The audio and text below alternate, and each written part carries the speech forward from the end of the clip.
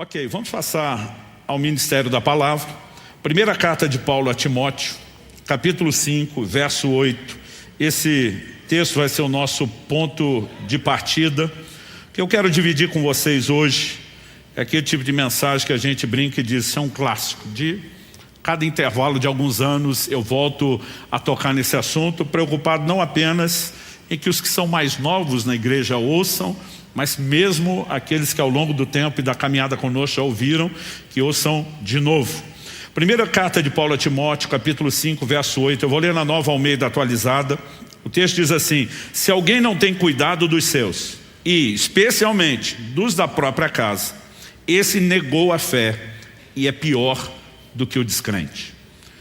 Pai, nós oramos e pedimos mais uma vez graça, favor, a condução do Teu Espírito Santo.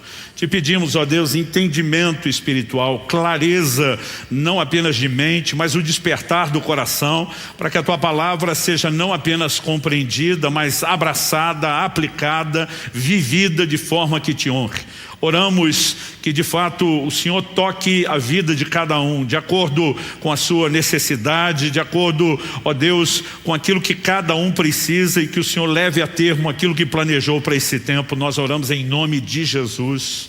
Amém. Ok, o apóstolo Paulo está escrevendo no capítulo 5 a respeito das viúvas. A partir do verso 3 ele diz: honre as viúvas que não tem ninguém para cuidar delas. O original diz: honre as viúvas, são verdadeiramente viúvas, né? A ideia do verdadeiramente viúva é abordada por Paulo não como uma viúva que o marido morreu direito. Ele está dizendo, ela além de perder o marido, não tem arrimo de família, não tem filhos, não tem netos, não tem ninguém para cuidar dela. Verso 4 ele explica: mas se alguma viúva tem filhos ou netos, que esses aprendam primeiro a exercer piedade para com a própria casa e a recompensar os pais, pois isto é aceitável diante de Deus. Outra tradução diz, é agradável a Deus, né? No verso 7 ele diz, ordene essas coisas. Então era um padrão estabelecido para as igrejas. Agora, por que a igreja só acolheria, em termos de cuidado, sustento e provisão, a viúva que não tinha arrimo de família? Porque Paulo está dizendo, a que tem filhos ou netos, esses têm que recompensar seus progenitores, assim como foram cuidados por eles na infância, na fase de dependência. Agora o quadro inverte e eles retribuem aquilo que receberam. É mandamento divino.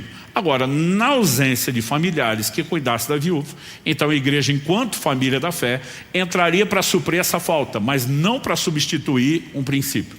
E estou apresentando essa ideia porque quando no verso 8, que é o que nós queremos dedicar tempo, Paulo diz, se alguém não tem cuidado dos seus, não cuida dos seus. Se você olhar o contexto, cuidado aqui é material, financeiro, físico. Significa botar comida na mesa, vestir o corpo, dar um teto sobre a cabeça. Mas a ideia de cuidado, ela é maior do que o cuidado físico na própria epístola de Paulo a Timóteo.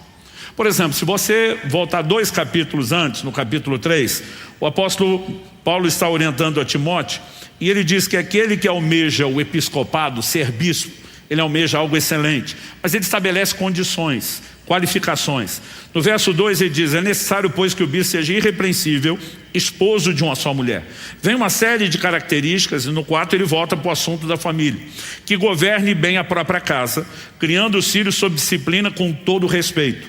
Pois se alguém não sabe governar a própria casa, como cuidará da igreja de Deus? Traduzindo, antes de ser pastor dos outros, o camarada tem que ser pastor da sua própria casa, né? Porque há um nível de cuidado diferente do cuidado material, né? Porque alguém pode ser um bom provedor, mas há um outro nível de cuidado que é o cuidado espiritual.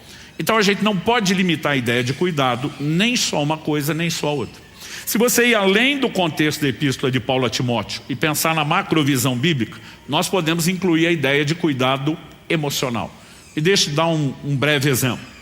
O Evangelho de Lucas diz no capítulo 3 que Jesus tinha 30 anos de idade quando foi batizado publicamente por João Batista e inicia o seu ministério.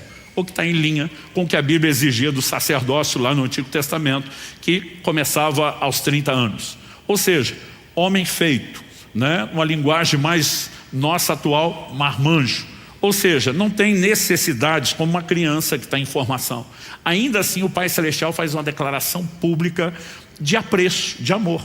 Esse é meu filho amado em quem me comprazo. A declaração não era, gente, esse é o Messias, acreditem nele. Ele é o Salvador. Não é um respaldo ao ministério. O que Deus faz é uma declaração de apreço pelo Filho. Agora pense comigo, se Jesus já adulto, que cresceu sem as mazelas emocionais que muitos de nós crescemos, o pai entende que é importante que haja declaração de apreço, o que dizer das nossas casas, dos nossos filhos que estão crescendo em formação? Então, quando você pega a lógica bíblica, existe cuidado espiritual, emocional, físico.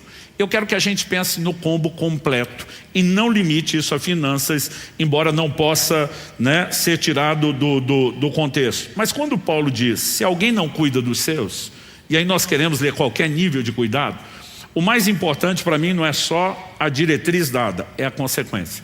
Se negligenciar cuidado, a Bíblia diz, negou a fé. A tradução mais antiga diz, renegou a fé. E é pior do que o descrente. A tradução só diz pior do que o incrédulo. Se nivelasse o incrédulo, a situação já não estaria nada boa. Mas quando coloca num patamar de pior que o descrente, a coisa realmente ficou feia. Então o que Deus está dizendo é que nós não podemos fazer uma dicotomia, separação de assuntos como a relação com Deus, a vida espiritual, a fé e do outro lado a família. Tem gente que na prática está tentando viver essa teologia. O cara mete o pé na família em casa, vai para a igreja adorar a Deus, como se fossem coisas completamente desconectadas. Eu quero te dizer, não são. A Bíblia diz, se você não cuidar da sua casa, o seu relacionamento familiar, suas negligências nessa área, vão afetar diretamente a sua fé, a sua relação com Deus. Isso é fato ao longo das Escrituras. No livro de Malaquias, por exemplo, no capítulo 2, no verso 13, o Senhor diz para a nação de Israel, vocês cobrem o meu altar com choro, com gemidos, com lágrimas, e eu não vos ouço. O Deus que diz, invoca-me que te responderei, agora está dizendo, não adianta chorar no pé do altar, que eu não vou ouvir vocês. Qual o motivo? No verso seguinte, Malaquias 2,14, o Senhor diz, e vocês perguntam por quê? E aí Deus vai dar a razão. E diz assim, porque o Senhor foi testemunha da aliança entre ti e a mulher da tua mocidade, com a qual tu foste desleal. Deus está dizendo, camarada, você não honra a aliança do matrimônio, é infiel ao seu cônjuge, e acha que só porque chorou no pé do altar, eu vou fazer o que você quer? Traduzindo, Deus está dizendo, é ruim que eu vou atender a sua oração. Porque aquela pessoa, ao violentar a família, ela violentou diretamente a sua relação com Deus. Esse não é só um conceito do Antigo Testamento. Você vai encontrar isso no Novo Testamento. 1 de Pedro 3,7, Paulo diz, maridos, tratem as vossas esposas com honra, como vaso mais frágil. Quando ele usa a expressão vaso mais frágil, do que ele está falando? Se por um lado o homem tem mais força física, bruta no sentido de carregar peso, nós perdemos de goleada para as mulheres na resistência à dor. Se dependesse de nós para ter filho, a terra está desabitada há muito tempo. Então, eu não creio que o vaso mais frágil é o físico.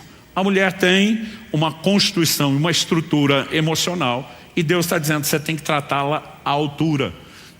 Deus é claro na Escritura quando fala que honra flui para todos os níveis de relacionamento. Não é só quando você pensa em termos de cadeia de comando, de baixo para cima a honra. Deus está dizendo que o marido tem que honrar a mulher. Qual a consequência se não fizesse isso?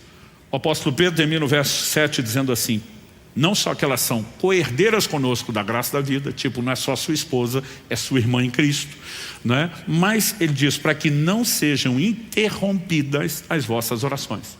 Então, o camarada que desonra a esposa, ele não está só comprometendo a qualidade de vida emocional, a paz, a alegria e realização que pudesse ter se as coisas estivessem bem.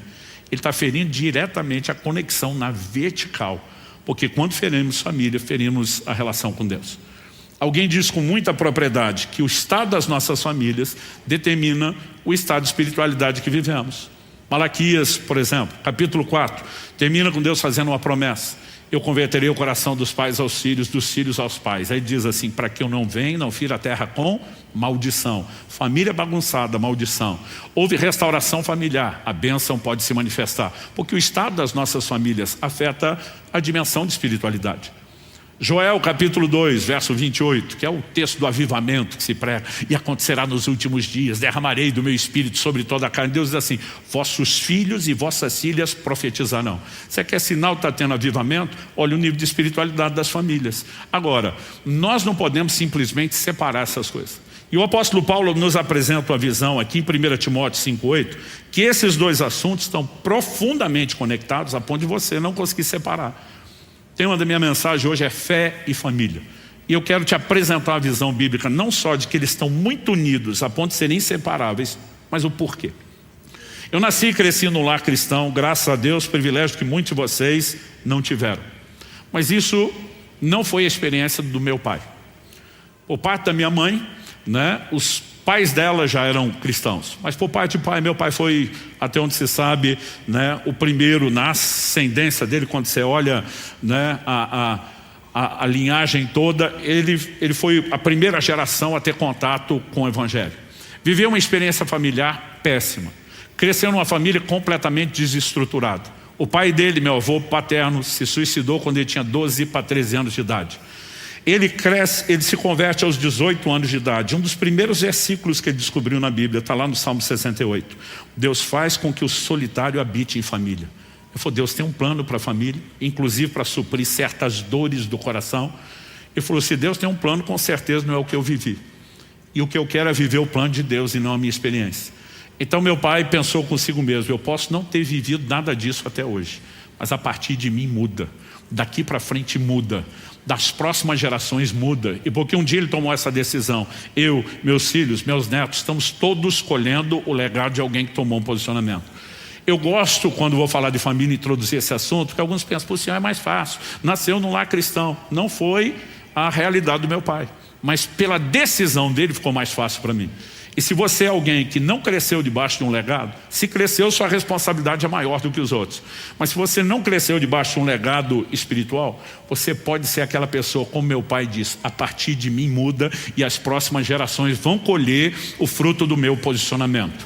Né? Então, já quero introduzir esse pensamento para que alguns, em vez de ficar na defesa, isso não é para mim, está querendo muito, para que você entenda, Deus tem algo maior e melhor para a sua casa. E você pode ser a chave que vai desencadear tudo o que virá, não só nos próximos anos, mas nas próximas gerações. Dito isso, pela experiência do meu pai, eu nunca tive dificuldade de entender que família era importante. Porque tudo que meu pai foi descobrindo sobre família na Bíblia, ele já ia ensinando a gente desde pequeno. Eu lembro que eu nem tinha muito entendimento da doutrina bíblica, da teologia, mas meu pai dizia assim, salvação é individual, mas o plano e o projeto de Deus é familiar. Então, por exemplo, quando Deus prometeu a Abraão, em ti serão benditas todas as famílias da terra, e Paulo em Gálatas 3,8 diz que Deus pré-anunciou o Evangelho a Abraão, ou seja, estava falando da intenção de salvação dele para o mundo, Deus incluiu família. Porque meu pai dizia, a responsabilidade de salvação é de cada indivíduo, mas o projeto de Deus é para a família. Então, quando Deus oferece salvação para Noé, não é só para Noé e a sua casa, na época do dilúvio. Quando Deus oferece livramento para Ló, na ocasião da destruição de Sodoma e Gomorra, não é só para Ló, é para Ló e a sua casa. Por 2 vezes no livro de Atos, você vai encontrar expressões como pessoas que crescem em Jesus seriam salvas, ela e a sua casa. Não significa que os demais são arrastados pela decisão de um, porque continua sendo individual, mas o plano é familiar. E meu pai dizia, Deus pensa em termos de família. A gente sabia que família era importante por várias coisas que meu pai ensinava. Ele dizia, Deus estabeleceu mandamentos familiares. Ou seja, são meios dele proteger a instituição que ele criou e garantir que ela funcione de forma apropriada. Só que algo que eu comecei a descobrir desde bem cedo é que quando você obedece os mandamentos familiares, e obedecer uma ordenança não é mais do que obrigação, mas quando você obedece, tem bênção diferenciada. Por exemplo, Paulo escreve aos Efésios, citando um dos 10 mandamentos, honra teu pai e tua mãe, para que tudo te vá bem, sejas de longa vida sobre a terra. Deus está dizendo, cumprir o mandamento familiar, apesar de ter feito obrigação, eu não só vou te aplaudir, eu vou te abençoar de forma diferenciada. Agora, quebre os mandamentos familiares, que é o que eu chamo de pecados familiares, e você vai descobrir que tem consequências diferenciadas. O livro de Provérbios diz, o que amaldiçoa seu pai ou a sua mãe, apagar-se-lhe a sua lâmpada nas mais densas trevas. Então, a pergunta é, por que Deus levou isso tão a sério? Nós precisamos entender, né? Por exemplo, você pega desde o Antigo Testamento, quando Deus vai falar disso em detalhes, sempre que Deus fala de abençoar alguém, você vai perceber que Ele também abençoa a família. Durante muito tempo eu achava que Deus abençoava a família, porque a família é importante para nós. Então, já que Ele quer me abençoar, e a família é importante para mim, eu entendia que Deus transbordava isso como uma forma de me agradar, porque família é importante para mim. Demorou para eu entender que a bênção de Deus sobre a família, antes de ser porque ela é importante para nós, é porque ela é importante para Ele. Ela serve a um propósito maior do que a maioria de nós tem mensurado. Então, à medida que eu comecei a entender que família era importante, isso me fez procurar levar isso a sério. Mas quando Deus começou a me ajudar a entender por que é tão importante, aí a coisa realmente muda de figura. E eu espero, com a graça de Deus, né, te ajudar. É impossível num tempo como esse esgotar o assunto, mas eu espero, com a graça de Deus, te ajudar a entender um pouco melhor o assunto. A construção desse entendimento começou anos atrás, quando Deus chamou a minha atenção para o fato de que Ele se revela através de figuras familiares. Isso é um padrão recorrente nas Escrituras. Então, por exemplo, quando Deus quis fazer a gente entender o nível de amor que Ele tem conosco, para que Deus apelou? Amor de mãe, que é o mais sagrado, elevado, sacrificial nível de amor que alguém conhece. Isaías 49:15. Pode a mãe que amamenta seus filhos esquecer-se da criança que mama? Resposta implícita: não. Mas porque de vez em quando, é raro, mas pode aparecer em um lugar ou outro uma mãe desnaturada. Deus diz: mas ainda que essa se esqueça, eu não me esquecerei de vós. O que Ele está dizendo? Quando o amor de mãe falha, o meu continua, porque o meu é mais intenso, constante e profundo que o amor de uma mãe. Mas para tentar ajudar a entender, a gente compreender, Ele vai lá e apela para aquilo que está no entendimento coletivo. Mas quando Ele quer falar de provisão, cuidado, Ele apela para a figura do pai, porque isso é o peso que o chefe da família carrega. Então Jesus, no Sermão do Monte, pergunta: qual de vocês é o pai que, se o filho pedir pão, vai lhe dar uma pedra? Se pedir peixe, vai lhe dar serpente ou escorpião? É inevitável para mim lembrar, quando eu toco nesse assunto, um episódio em casa, que domingo era o dia de passar fome, quando a gente era criança. Ia cedo para a igreja, a gente pegava, dependendo da linha, 2 ou 3 ônibus para ir, tinha 2 ou 3 ônibus para voltar. Papai era pastor, atendia todo mundo, ou seja, a gente ia fechar a igreja para sair. Nem sempre mamãe conseguia adiantar o almoço na véspera do sábado. Então, às vezes a gente chegava, ela ainda ia fazer o almoço, a gente brincava que era o dia da fome. Um dia meu irmão ousou pedir para comer alguma coisa antes, porque as mães de antigamente também eram raiz nesse sentido: você não pode comer nada antes do almoço. Falou: mãe, nós vamos morrer de fome, deixa a gente comer alguma coisa antes, porque está demorando muito. Minha mãe falou: pega aí no armário um saco de pão, pode comer. E aí nós corremos felizes. Eu lembro quando meu irmão tirou, era a época que o saco de papel que você guardava o pão, de um dia para o outro ficava duro. Ele tirou, começou a bater aqui na mesa, pá, pá. Ele dizia: qual é o filho que, pedindo ao pai pão, esse lhe dará uma pedra? Até hoje, quando eu toco no assunto, se minha mãe está presente, ela levanta para justificar. Ela diz: eu não sabia, Mas Jesus diz: se vocês são maus, consegue cuidar dos filhos? Quanto mais, não há comparação, contraste, o Pai Celestial não dará coisas boas àqueles que o pedirem. Mas para nos ajudar a entender a preocupação de cuidado e provisão, Ele usa a figura paterna. Quando você vai avaliando a relação pais e filhos, Ele não deixa de fora o assunto da disciplina. Em Hebreus, no capítulo 12, a Bíblia diz: se vocês estão sem disciplinas, não são filhos, são bastardos. E diz: porque o pai corrige o filho a quem ama. Todos os ângulos do relacionamento familiar, começando por pais e filhos, se estendendo até a relação marido e mulher, são figuras que aparecem na Bíblia para Deus se revelar. Então, por exemplo, Isaías 62:5. Como o noivo se regozija da noiva, assim o Senhor se regozija de ti, ó Israel. Efésios 5 diz que o marido tem que amar a esposa como Cristo amou a igreja, amor sacrificial. E a figura de Cristo e o seu relacionamento com a igreja é apresentada como de um marido e mulher. E aí você vai entender que o livro Cantares de Salomão não é só um livro de histórias românticas, mas também é uma alegoria profética de um relacionamento de intimidade entre a igreja e Cristo, o seu Senhor. Mas eu estou tocando no assunto de que isso é abundante nas Escrituras, porque eu acredito que isso começou em janeiro de 2005. Deus me fez questionar num determinado momento por que Ele explorou tanto essas figuras. E para te ajudar a encurtar a história, como é que Deus me levou a essa avaliação, eu primeiro preciso contar um episódio, uma ocasião.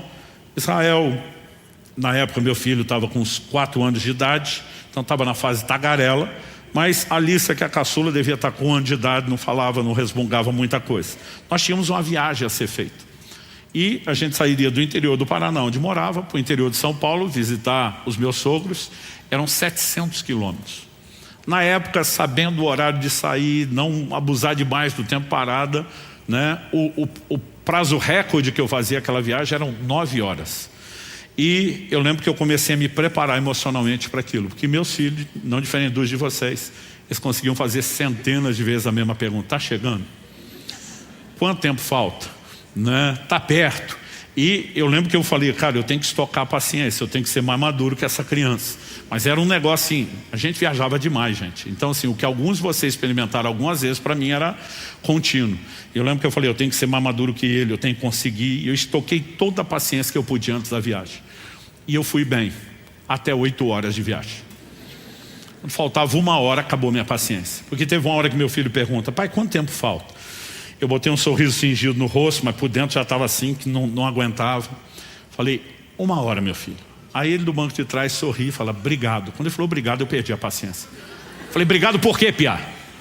Aí ele assustado, porque o senhor me disse quanto tempo falta. Falei, por acaso você entende de tempo?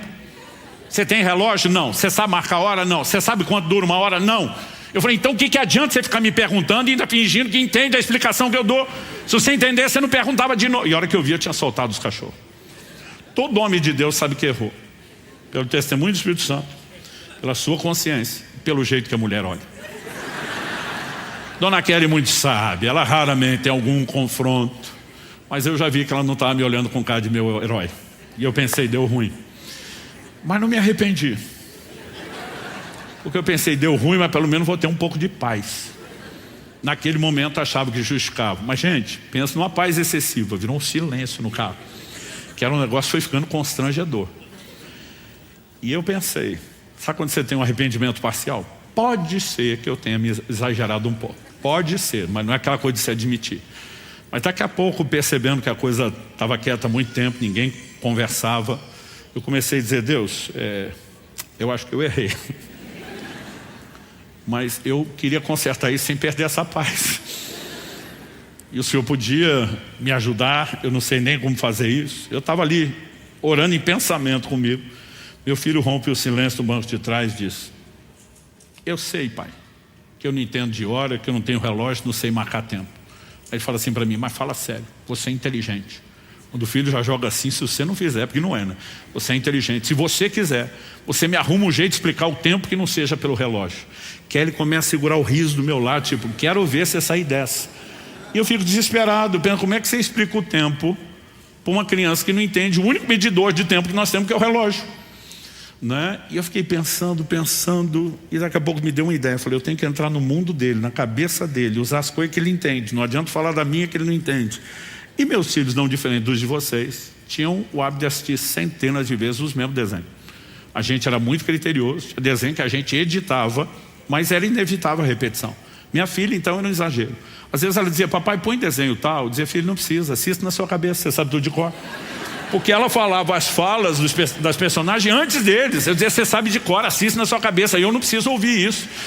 Mas nesse dia eu lembrei, e aí eu me empolguei. Falei, filho, sabe o desenho tal? Ele falou, sei. Imagina que está na hora que acontece mais ou menos isso. Minha esposa viu para onde eu ia, entendeu. Ela me olha, menos, tipo, você passou muito do ponto. Aí eu, na hora que acontece isso, ela deu um sinal de joia. Ele falou, sei. Falei, daí até terminar o desenho é o tempo que falta para chegar na casa da sua avó. O menino abriu um sorriso, valeu, pai.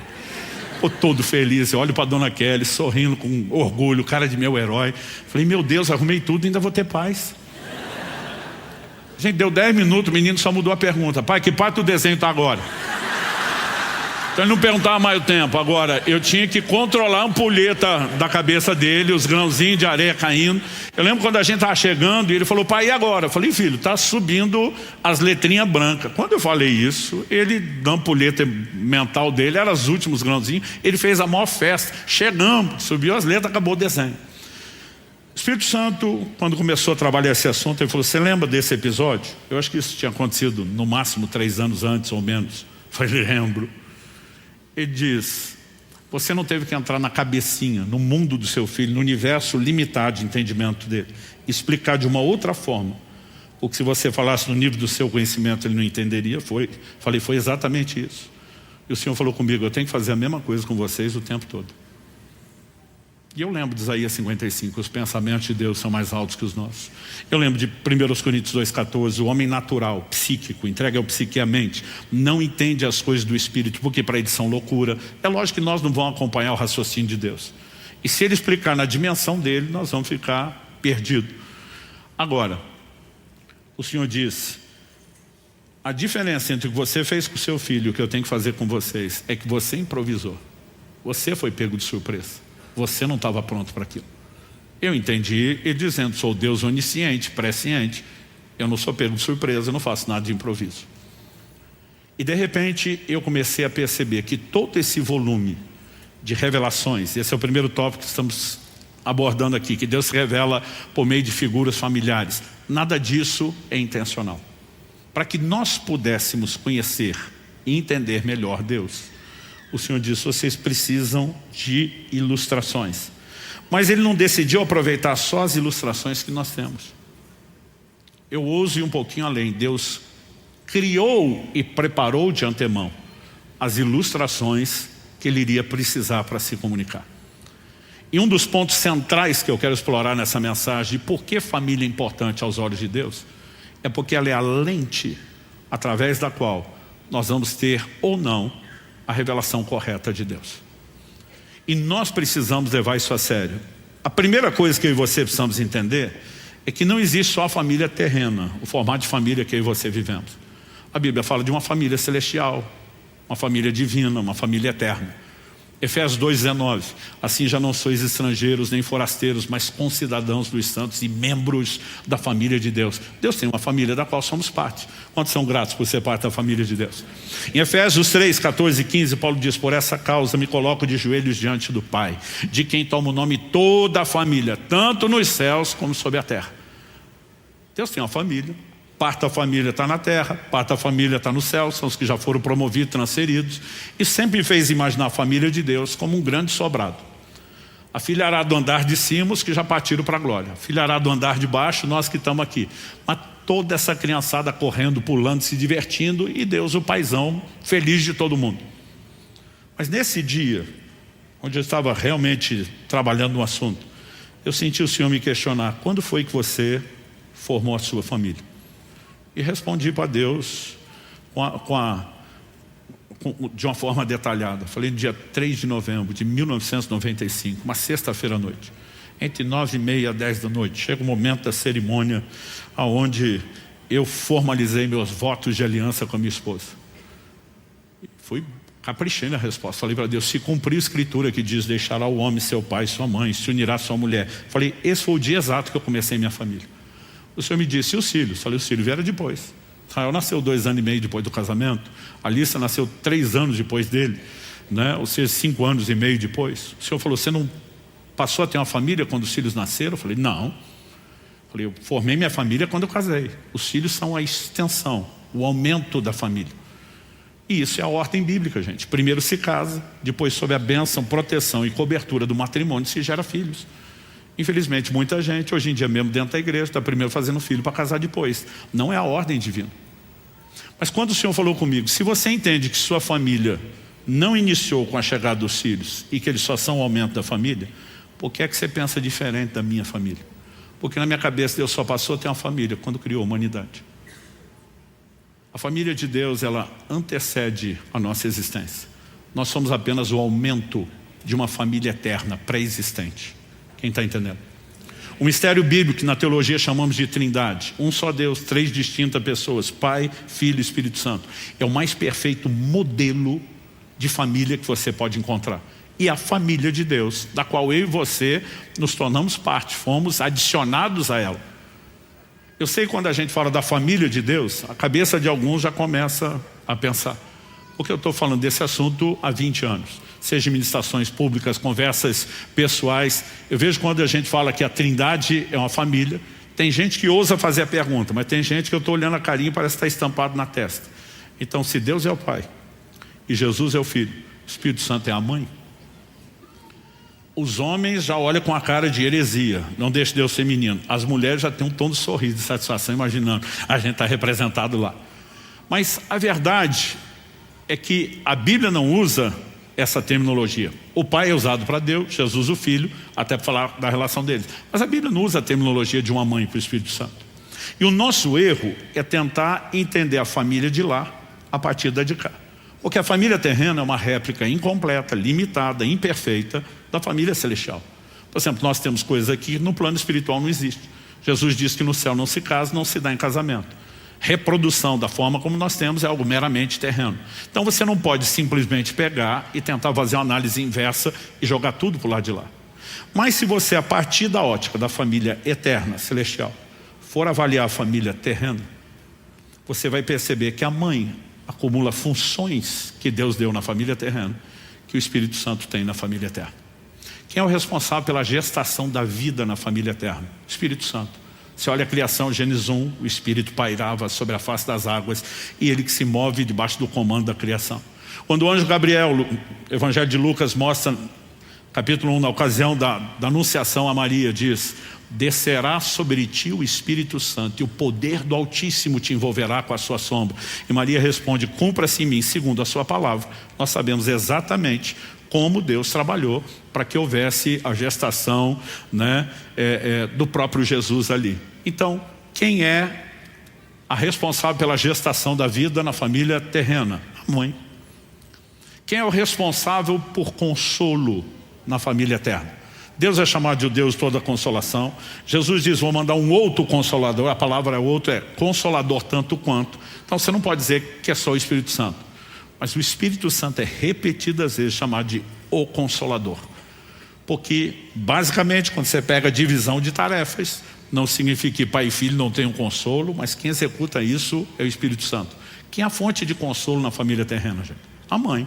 Eu não sei o filho de vocês, os meus já choravam chamando a mãe. Mãe, Eu lembro de um dia que o Israel caiu, corri para acudir o menino, ele me driblou, correu para o colo da mãe. Eu fiquei todo sentido, porque às vezes os pais são mais maturos que os filhos. Falei para aquele: está certo isso não, eu que vi ele cair, eu que acudi primeiro. Por que é que o menino me dribla, me evita e vai para o seu colo? Kelly é um doce de pessoa, mas esse dia ela foi sarcástica. Ela disse: por que será? Como quem diz, vocês não entendem nada de consolo. Aliás, Kelly dizia, né, a criança cai, a primeira coisa que o pai faz é dar um sermão, né? Eu não te disse, eu não avisei, né? Ela falou assim: consolo não é a praia de vocês. Então normalmente, e os pais ainda ficam aborrecidos. Eu lembro de um cenário, gente, meu filho pulando no sofá. E eu estou pensando, eu sou da época que a gente não podia brincar no sofá da sala. O sofá era para uma tal de visita que nunca aparecia e você que morava na casa não podia usar. Então eu dizia: quando eu casar, tiver minha casa, eu faço o que eu quero no meu sofá, filho fala o que quer. Aí você cresce prometendo coisa que depois se arrepende. Agora meu filho está pulando no sofá, estou pensando quanto custa. E eu estou lembrando daquele dilema, eu estou lá, deixa que pule, mas daqui a pouco ele começa a pular de um sofá para o outro. Falei: campeão, se você quiser pular num só, está liberado. De um para o outro não. Por que não, papai? Eu falei: porque você vai cair, vai machucar. Não vou. Falei: filho, sabedoria milenar. Ensina que o pai está certo, o filho está errado. Eu sei de coisa, não vou cair. Falei: então pode pular. Fui para o posto de observação. Alguns dizem que é agora, não é? Só o posto de observação. E estou assistindo, pula de um sofá para o outro, do outro para um, de um para o outro, do outro para um.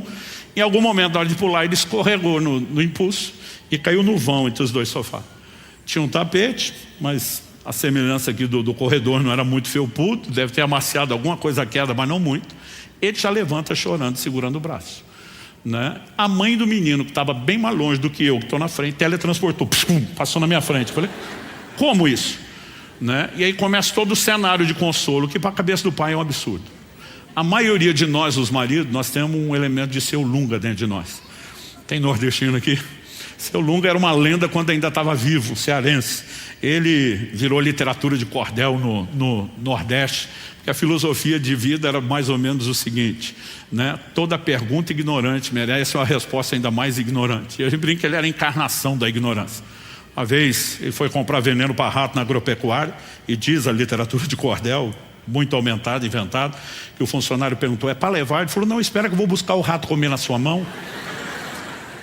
Diz que uma vez a mulher perguntou para o Lunga: quer leite? Ele disse: quero. Ela falou: leva no copo. Ele diz: não, joga no chão e puxa no rodo. Então essas são as histórias. E as mulheres vão concordar mais do que os maridos, que todo marido tem, o percentual muda, mas todo mundo tem um tanto de Lunga dentro de si. E aí a hora que minha esposa corre acudir o menino, ela está lá perguntando: ô meu filho, o que aconteceu? Eu já estou. Aí ele fala assim: eu caí. É minha vontade de dizer: não, mergulhou, treinou, achando que era uma piscina. Todo mundo sabe que caiu, mas a mãe pergunta e deixa a criança dar a versão dela. Aí vem a próxima pergunta: e machucou? É vontade de dizer: não, está chorando de treino, para quando precisar, ficou bom, porque treinou. Mas eu estou ali: não fala, miserável do Lunga, fica quieto, não peca, não peca. E eu estou me segurando. Aí ele, sim. Aí a mãe chega no limite. Aonde? O menino está segurando o braço o tempo todo. Aonde machucou? Aqui. Minha avó está dizendo, não, está segurando o braço só para ele não cair do corpo. Mas eu estou ali, não peca, não peca. Aí ela vai para o meu limite, que foi muito difícil não abrir a boca. Aí diz, deixa que mamãe dá um beijo e já sara. Eu quero gritar, é mentira, tá trolando você, não é xilocaína, não é analgésico, vai sarar nada. Mas eu tô, não peca. Depois de um tempo, ela diz, eu sei o que você pensou. Eu falei, eu quero te explicar que o beijo não é remédio para o braço, é para a alma. Aí eu, ela só falou isso, mas na minha cabeça eu ainda aumentei, seu ignorante. Porque de alguma forma a gente não consegue entender essa dinâmica. Uma outra ocasião que ele quis fazer a mesma coisa, eu falei, e ele caiu. E foi assim, eu não sei se ele estava indo ou voltando, se foi o mesmo braço. Mas parecia aquele negócio do 7-1 para a Alemanha. Gol da Alemanha, toda hora você fica. É um replay ou está acontecendo de novo? Porque foi muito parecido. Esse dia, ele foi correr para a mãe. Eu cerquei de um lado, cerquei do outro. E a primeira coisa que eu fiz foi dar sermão. Eu não te falei que se você ficasse pulando ia cair? Sim, então bem feito. Se tivesse ouvido seu pai, não tinha caído. Então assim, dizer que nós somos a obra-prima do consolo, não somos. Agora, o que é que eu e você precisamos entender? Que de alguma forma, esses paralelos, eles têm influência. Eu destaquei em primeiro lugar que Deus se revela através de figuras familiares. Segundo, distinguimos família terrena e celestial. Mas o que eu estou tentando te mostrar agora é que a visão que nós temos de família, ela vai determinar também a dimensão de entendimento, de revelação que nós podemos ter de Deus. Se você vai ter um filtro ou não, se você vai ter uma ótica, uma lente que te ajuda a enxergar melhor Deus ou que o distorce tipo uma caricatura. E esse foi um assunto que antes de eu entender o que a Bíblia dizia, eu comecei a avaliar a partir de uma experiência também no início do meu ministério. Isso aconteceu antes ali do ano 2000, e eu estava num culto, no momento de louvor e adoração, e estava lá envolvido na adoração. E de repente vem aquela coisa dentro de mim, sai do seu lugar, vai lá no fundo da igreja, dá um abraço no fulano de tal. Eu parei a adoração, olhei para o fundo.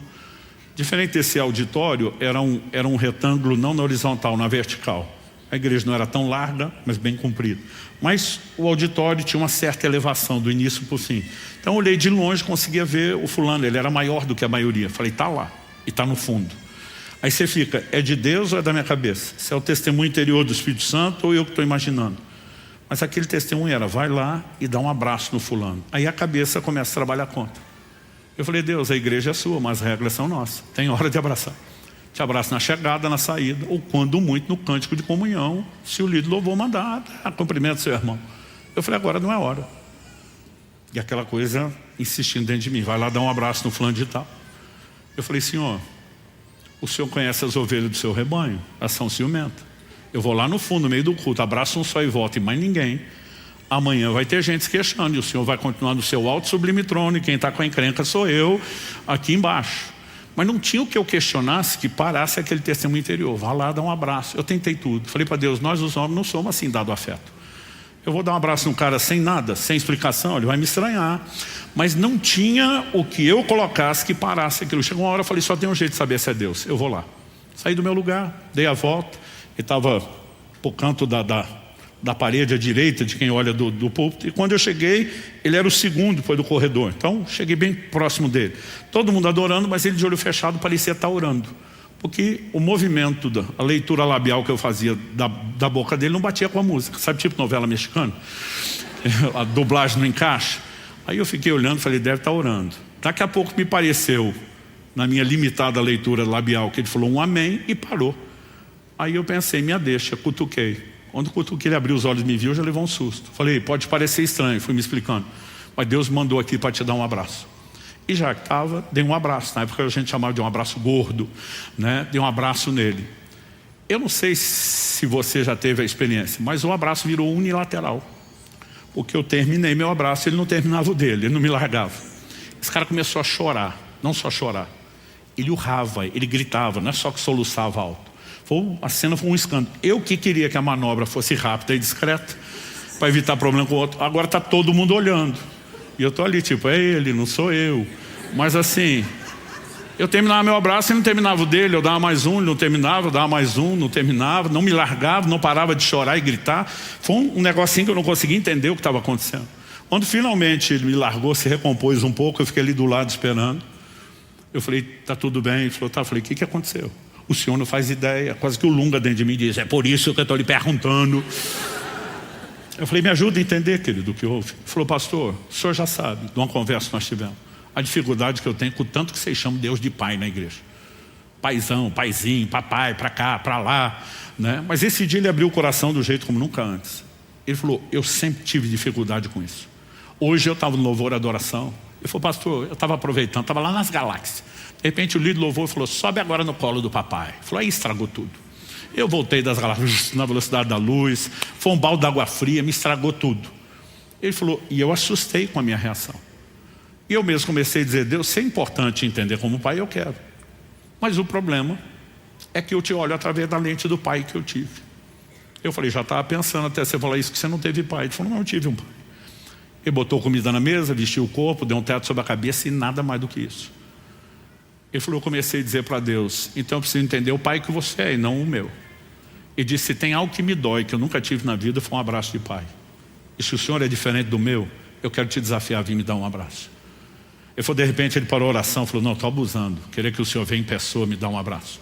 Falei, até evangelizar que é importante, o senhor delegou, terceirizou para a igreja. Falei, então não vou pedir que o senhor venha em pessoa.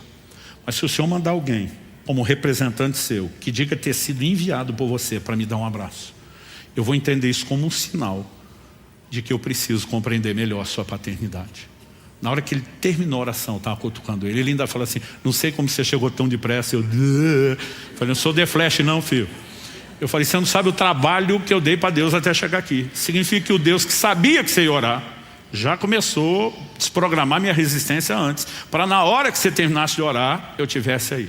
Eu não sei você, mas eu fico animado de pensar que Deus sabe o que você ainda vai precisar e que Ele se antecipa a isso. Mas ele falou, pastor, só o abraço já teria sido o sinal que eu precisava. Mas eu não sei te explicar o que aconteceu na hora do abraço. Ele falou, parece que uma mão entrou dentro de mim e começou a puxar raízes. Ele falou, deixa eu te explicar, porque eu cresci na roça, eu quero puxar raiz. Tem raiz de arbusto que é difícil você puxar na mão. Dependendo do tamanho do arbusto, a gente apela para o trator. Porque dependendo do tipo de vegetação, a raiz se espalha muito e não tem braço que aguente puxar isso. Mas quando a gente puxa no trator, eu tinha visto pouco tempo antes, numa fazenda, alguém fazer isso. Ele falou assim, esse negócio vem arrebentando a terra em todo lugar, porque é muita coisa que vai saindo dali. As raízes são enormes. Ele falou, a sensação que eu tinha, que alguém botou a mão dentro de mim e começou a puxar a raiz. Ele falou, e eu uivei, gritei, chorei, porque doeu. Doeu uma barbaridade. Mas ele falou, agora não tem dor nenhuma, depois que o processo terminou. Ele falou, e pensar em Deus como pai se tornou algo completamente diferente. A partir desse momento, Deus começou a me fazer perceber nas Escrituras que Deus preenche lacunas familiares. Então vamos lá, Salmo 27:10, Davi diz, ainda que meu pai e minha mãe me desamparem. São os últimos níveis de relacionamento familiar que pode te abandonar. Ele falou, ainda que meu pai e minha mãe me desamparem, o Senhor me acolherá. O que ele está dizendo? Que quando a família terrena falha, a celestial não vai falhar. Salmo 68:5, que tocou muito meu pai. Deus se revela como pai dos órfãos. Ele também se posiciona como marido das viúvas. Ele está dizendo aquelas lacunas do que você não teve ou perdeu, eu estou disposto a preencher. Agora a pergunta é por que Deus quer preencher? Ele não vai preencher no nível do relacionamento humano que nós precisamos. Porque embora Deus diga que Ele é o pai com o órfão, não vai chutar bola com essa criança. Então Ele vai preencher num outro nível uma falta que não será preenchida. Qual é a dinâmica por trás disso? Se nós entendemos por que família é importante para Deus, porque ela é um filtro da revelação de Deus, é a lente que determina isso, nós precisamos entender que o que Deus está tentando produzir depois não é a restauração familiar, é a restauração da visão familiar. É você enxergar corretamente aquilo que sua experiência não te permitiria enxergar. E Deus começou a falar comigo, pare de pregar só restauração familiar. Comece a pregar a restauração da visão familiar. Falei, qual a diferença? A diferença é que tem famílias que não vão experimentar a restauração. E o coração aperta. Não, Deus, o Senhor não diga isso, o Senhor é todo poderoso. Ele diz, tem casos que não há mais como. A pessoa teve um problema sério de relacionamento com o pai, com a mãe ou com ambos. Mas os pais já morreram. Vai consertar isso? Não. Ele pode passar por um processo de cura, de perdão, mas ele não recupera aquilo que perdeu. Os pais já foram embora, não estão mais lá. Uma pessoa que se converte terceiro, quarto casamento, tem como restaurar todos os casamentos? Não, possível, já foi. Mas se não restaurar a visão, a gente vem com um histórico de uma experiência deficitária e passa a olhar Deus de forma errada. Deixa eu te dizer algo. Muitas pessoas já me perguntaram várias vezes isso. Pastor, o senhor acredita que seus filhos têm um dom da fé? Falei, por que não? Porque o senhor fala de experiência que eles têm com Deus, né? E resposta à oração desde cedo, tal. Eu falei, não, eles não têm o dom da fé. O que eles têm é um pai que, apesar de toda a limitação, o versículo que eu mais citei para meus filhos na vida, mais do que João 3,16, é o que está lá nos Salmos. Aquele que jura e com dano seu não muda. Falou, tem que cumprir, não tem volta. Você empenhou a palavra, isso aí tem peso. E por que eu estou dizendo isso? Eu lembro de uma ocasião, morava na época em Irati, estava pregando aqui em Curitiba, comecei o evento quinta à noite e terminava domingo de manhã. Depois do almoço eu voltaria e estaria tempo no nosso culto de domingo, que na época do início da igreja lá era só o domingo à noite. Terminou o culto amanhã, ainda estou na igreja ali atendendo o pessoal, o celular toca, eu atendo meu filho. Oi pai, tudo bem? Ele tinha uns 6 anos de idade. Falei, tudo bem meu filho.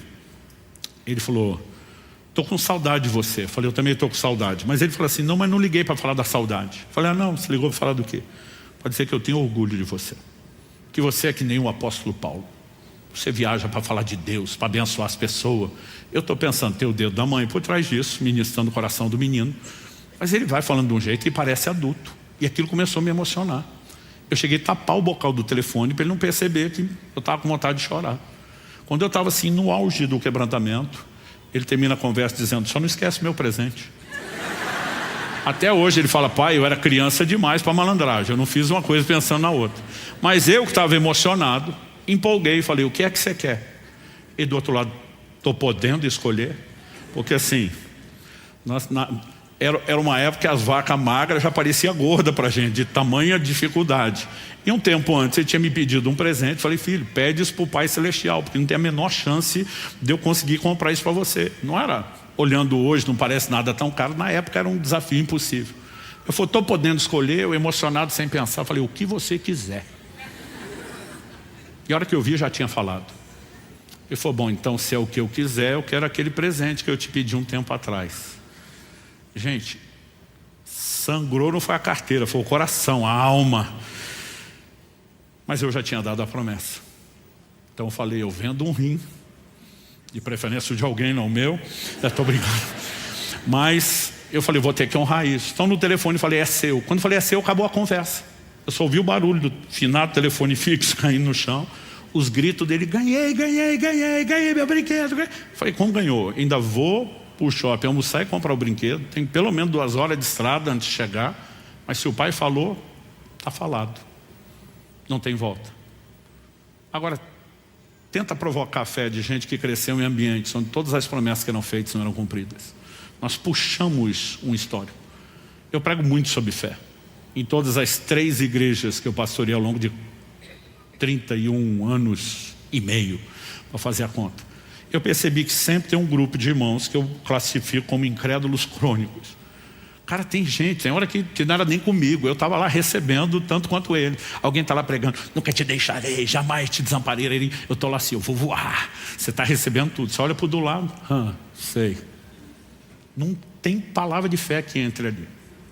Eu comecei a descobrir por amostragem estatística. A maioria quase absoluta deles cresceu num ambiente onde promessas não eram cumpridas, onde houve abandono. E aí, quando está falando do que Deus prometeu, eu sei, meu pai falava a mesma coisa antes de abandonar a gente. E muitas vezes a lente impede a gente enxergar a família celestial como ela deveria. É por isso que a visão precisa ser restaurada. Pastor, como restaurar essa visão? Salmo 19:7 diz, a lei do Senhor é perfeita e restaura a alma. Deus falou comigo anos atrás: pare de pregar casamento só para os casados, pare de pregar criação de filhos só para os que são pais. Todo mundo tem que entender tudo o que a minha palavra diz sobre família, porque há elementos que talvez não seja aplicado no âmbito da família terrena. A pessoa que decidiu viver solteira, não casar, não ter filhos, na prática ele não precisa daquilo, mas quando você fala da vida espiritual, discipulado, de entendimento, ele precisa entender esses parâmetros por causa da relação com Deus.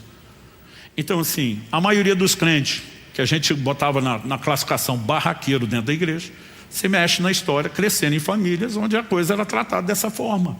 E a gente simplesmente transporta o convívio familiar para a família da fé do jeito que veio. Não significa que dá para trazer tudo de lá, gente. Mas a restauração da visão familiar é importante. E ela pode acontecer sob 2 ângulos. Primeiro, Deus preenchendo as nossas lacunas, nos ajudando a viver restauração daquilo que precisamos, como foi o caso do Ciro, esse irmão que eu mencionei lá do abraço, né? Ou muitas vezes nos levando a estabelecer consertos.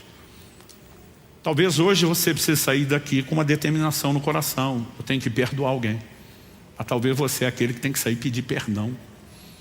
Mas por quê? Porque existe a questão dos outros e não só da sua visão familiar. Gente, quando entende isso, janeiro de 2005, eu estava numa viagem. Eu lembro que eu liguei para minha esposa e falei: nossa família nunca mais será a mesma. Nossa igreja, nosso ministério com famílias nunca mais será o mesmo. Por quê? A compreensão dessas coisas me trouxe um peso de responsabilidade. Porque eu entendi que o tipo de pai e marido que eu seria formaria a visão de Deus que os meus filhos teriam. Então eu falei: como é que eu posso ser alguém que promete e não cumpre? Como é que eles vão olhar para Deus? Como é que eu posso ser alguém injusto? Como é que eles vão olhar para Deus? E de repente você percebe que isso não vai trazer só bênção no sentido de uma família feliz, um lugar emocionalmente saudável, mas muito mais do que isso. Um ambiente onde a revelação de Deus vai crescendo e sendo amplificada. Isso significa o quê? Que a gente precisa não apenas buscar restauração das nossas experiências. Gente, família é o ambiente das nossas maiores dores. Por quê? Porque decepção é proporcional à expectativa. E a Bíblia sustenta isso. Salmo 55, se fosse um estranho, eu me esconderia, se fosse um inimigo, eu evitaria, mas tu, meu irmão, nós íamos juntos em alegre procissão à casa de Deus. O desabafo é uma espécie de até tu, Brutus. Então você olha no dia a dia e você percebe, por exemplo, eu quando era garoto, eu olhava meu pai como se ele tivesse superpoderes. Meus filhos olhavam para mim da mesma forma. Aliás, eu tinha uma brincadeira, parava no farol e dizia: fica vendo a autoridade do papai. Quando eu der uma voz de ordem, a luz vermelha apaga, a verde acende. Ainda fazia o drama, contava 1, 2, 3, 3, 2, 1, verde. Eles, uau, eles saíam, ficavam assim, maravilhados. E eu brinquei com isso tanto tempo. Um dia eu paro no farol com os dois ali e eu distraído, esqueci da brincadeira. E disse: pai, você não vai falar? O quê? O negócio do farol não vai abrir nunca. Ah, claro, eu já na hora, verde, não deu nem tempo a contar, já abriu, eles, uau. Aí um deles, acho que o Israel, que era mais velho, pergunta: papai, como é que o senhor consegue fazer isso? Eu já tinha voltado para os problemas que estavam me preocupando, distraído. Falei: não, papai fica olhando para o outro sinal, faz a conta quando vai fechar, sabe quando esse vai abrir. Gente, a hora que eu vi, eu tinha entregado ouro. Eu não esqueço a cara de decepção dos dois. Um deles me pergunta: quer dizer que o senhor não tem superpoderes? Não, eu nunca tive, era só uma brincadeira. Gente, uma decepção nível Hart.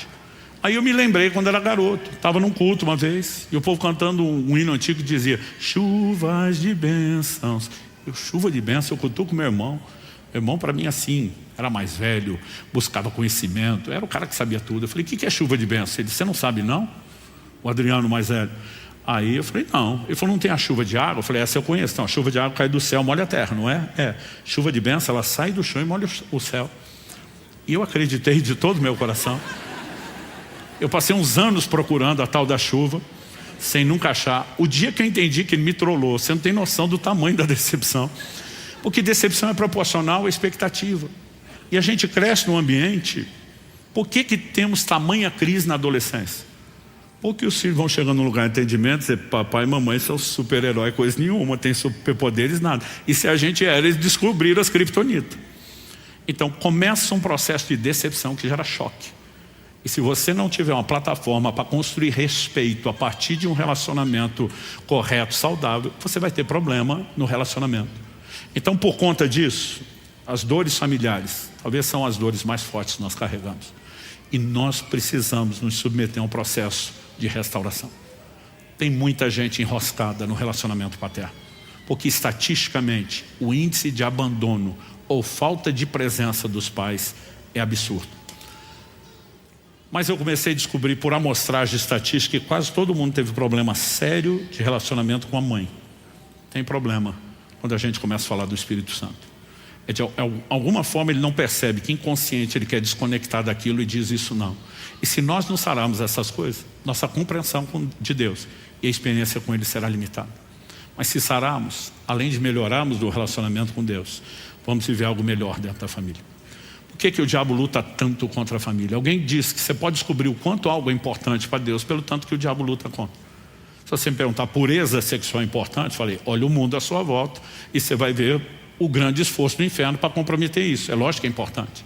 E família, uma das coisas mais atacadas, né, ao longo das sociedades, da existência do tempo, gente. Não é só uma questão da modernidade.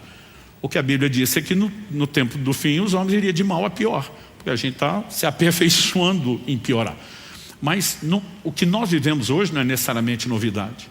E se nós não tivermos essa compreensão, porque tem crente que ele acha que ele é o centro do universo. Não, o diabo existe para me atazanar. Não, antes de você ele estava aqui, depois de você ele continua aí, e ele não tem nada pessoal com você. O que ele quer é se opor aos planos de Deus. Então, o diabo não existe para estragar a sua família. O que ele quer quando ataca a sua família é bagunçar a sua compreensão de Deus, ou a compreensão dos demais familiares de Deus. Esse é o grande alvo dele. E eu e você precisamos entender que nós podemos salvaguardar algo precioso, que é a nossa forma de entender Deus, e ainda viver as consequências de uma família abençoada, entendendo que isso é algo sério e negociável no Evangelho. Nós não podemos achar que tratar a família de forma correta seja opcional dentro do Evangelho. A Bíblia diz, se você não cuida dos seus, você está metendo o pé na fé, você está renegando a fé, você se tornou pior do que um incrédulo. Ou nós vivemos família, ou a gente não pode dizer que é discípulo de Jesus. Então assim, a minha ideia com isso não é botar um peso de culpa ou condenação sobre quem tem falhado. É te ajudar a dar um chacoalhão para que você conserte a partir de agora. Para aqueles que já vêm se empenhando em fazer a coisa correta, que você possa se dedicar a buscar a ajuda de Deus, a graça do Senhor, o auxílio do Espírito Santo, para fazer cada vez melhor. E aí nós vamos poder ter os nossos principais valores, relação com Deus, vida espiritual e familiar, em alto nível. Você recebe essa palavra em nome de Jesus? Vamos ficar em pé para parecer que está acabando.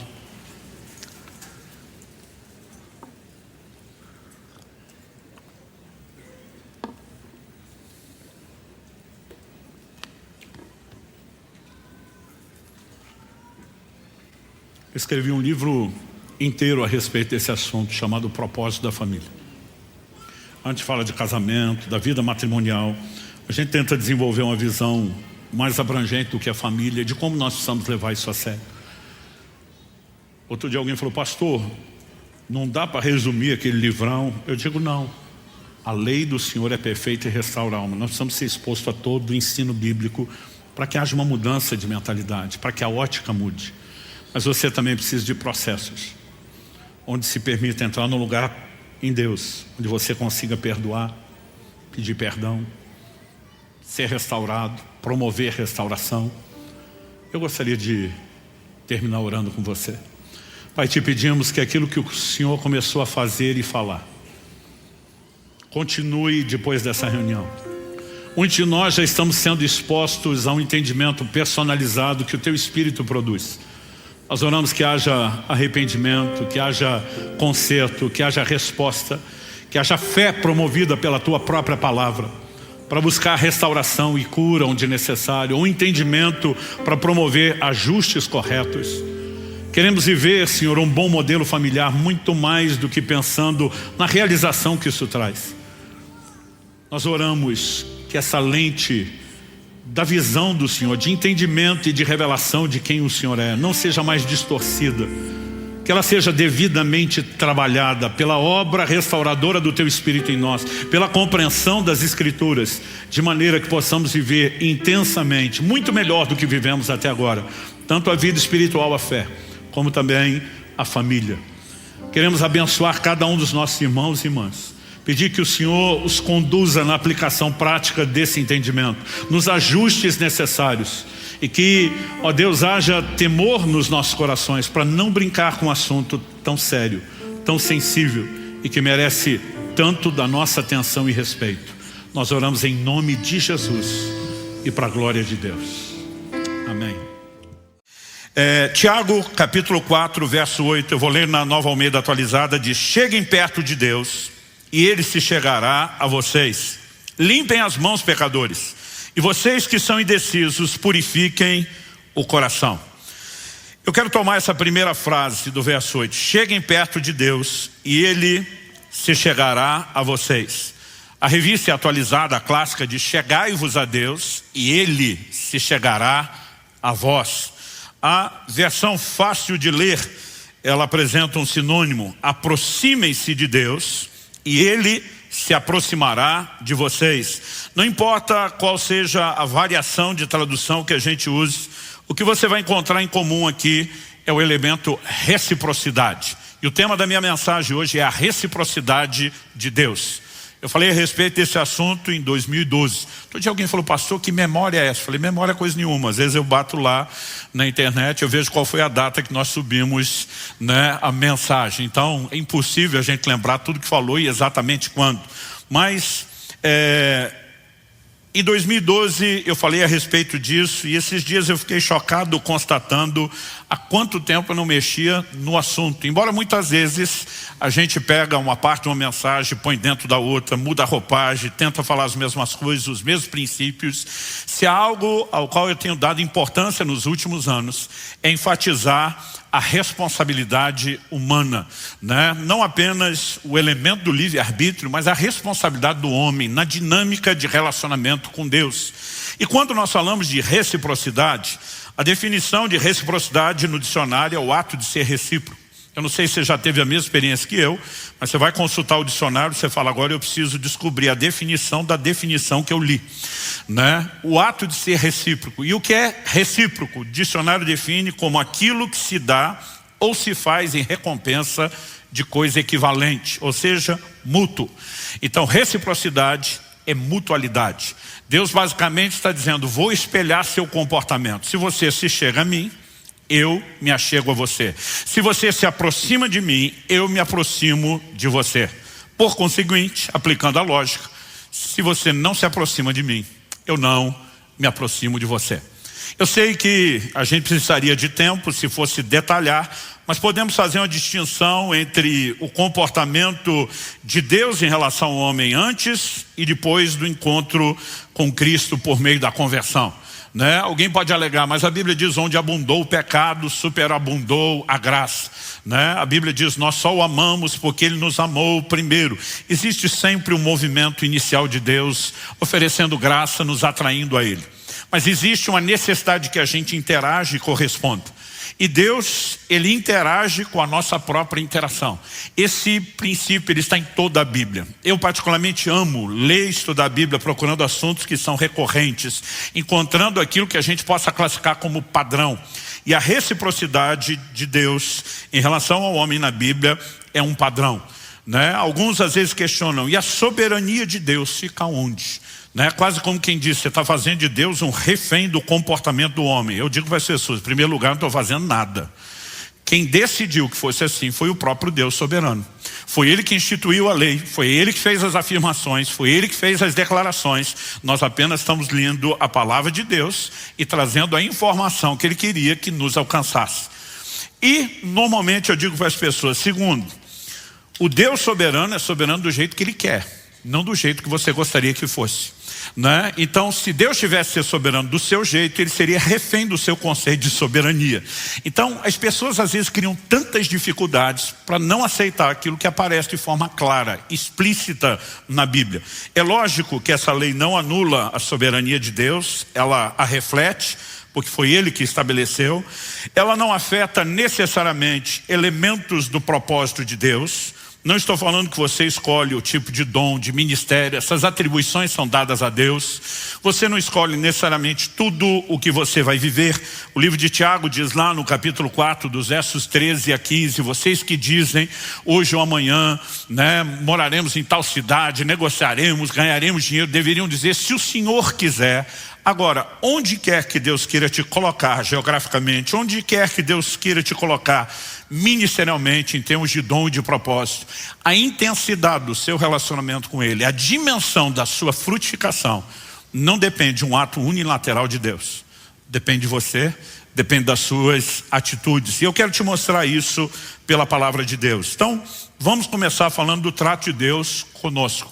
Eu não sei você, mas eu me lembro de uma época na minha caminhada com Deus, onde quando eu ouvia testemunhos de intervenção de Deus, eu sempre sentia um misto de alegria com tristeza. Alegria por perceber, Deus ainda faz, está acontecendo hoje, né? Isso sempre traz uma certa esperança para o nosso coração. Mas o misto de tristeza era, não acontece comigo, só com os outros. E aí vinha, ao mesmo tempo que aquela esperança de é possível, aquela frustração, mas parece que Deus faz para os outros e não faz para mim. E eu percebo muita gente estacionada nesse lugar de frustração, sem a compreensão de que Ele pode intencionalmente provocar manifestações maiores de Deus na sua vida. Então, para você que anseia mais de Deus, eu quero que você entenda a sua responsabilidade, como você pode intencionalmente caminhar para esse lugar.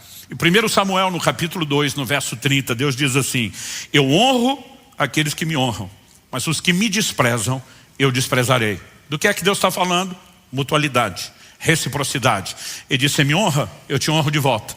Você me desonra, eu também te trato com desonra. Ou seja, se nós entendemos que isso não é uma informação, né, isolada num canto da Bíblia, não se trata apenas, já temos uma segunda repetição, mas é um padrão ao longo de toda a Escritura. Eu não quero esgotar o assunto, mas eu quero te dar vários exemplos bíblicos de como esse princípio é apresentado, sustentado por Deus. Por exemplo, em Levítico, no capítulo 26, Deus está falando a respeito do momento em que o povo se afastasse dele, pecasse contra ele e que haveria juízo.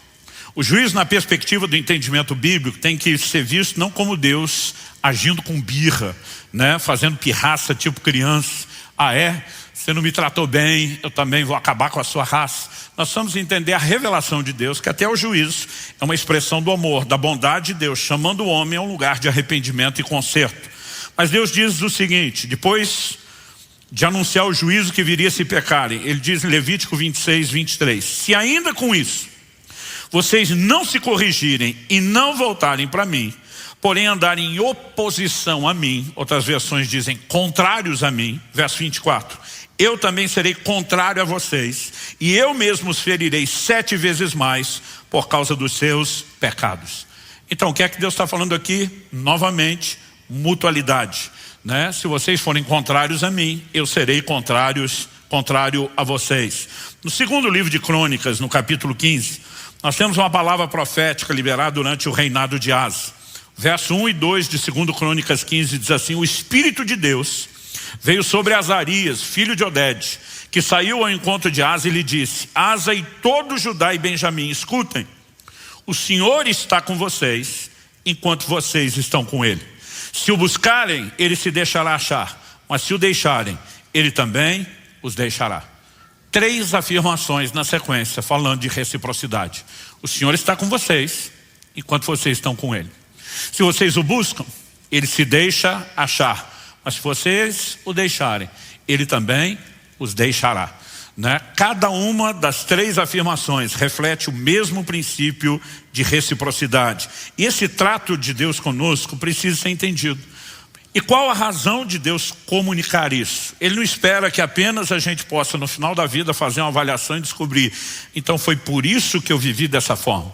Ele quer que você, munido dessa informação intencionalmente, possa dizer, peraí, se eu tratar Deus de forma diferente, eu serei tratado por Ele também de forma diferente. E é isso, exatamente isso, que a Escritura sinaliza.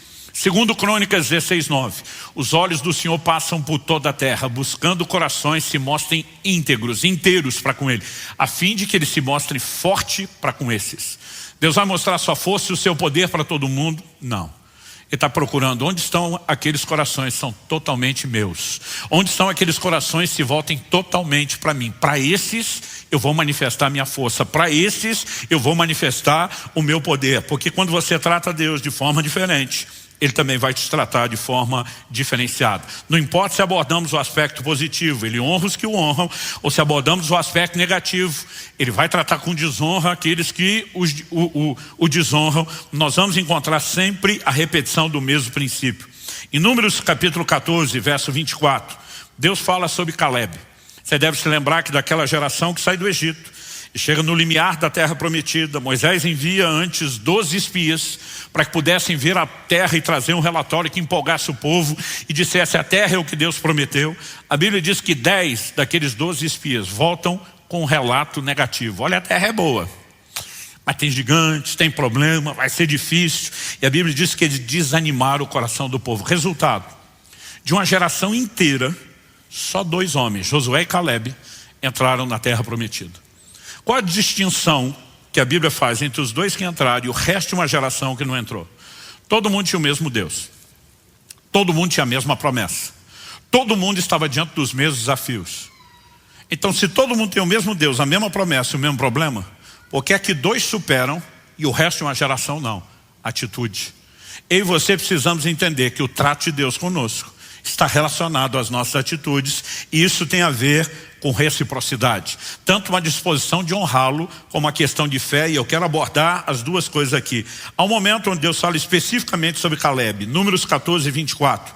Ele diz: porém, o meu servo Caleb, visto que nele houve outro espírito, diferente dos que desprezaram a terra, Deus diz: porque nele houve outro espírito e perseverou em seguir-me, eu farei entrar na terra que espiou, e a sua descendência a possuirá. Deus está dizendo: ele perseverou em me seguir, ele me levou a sério, eu vou honrá-lo. O resto de vocês, não.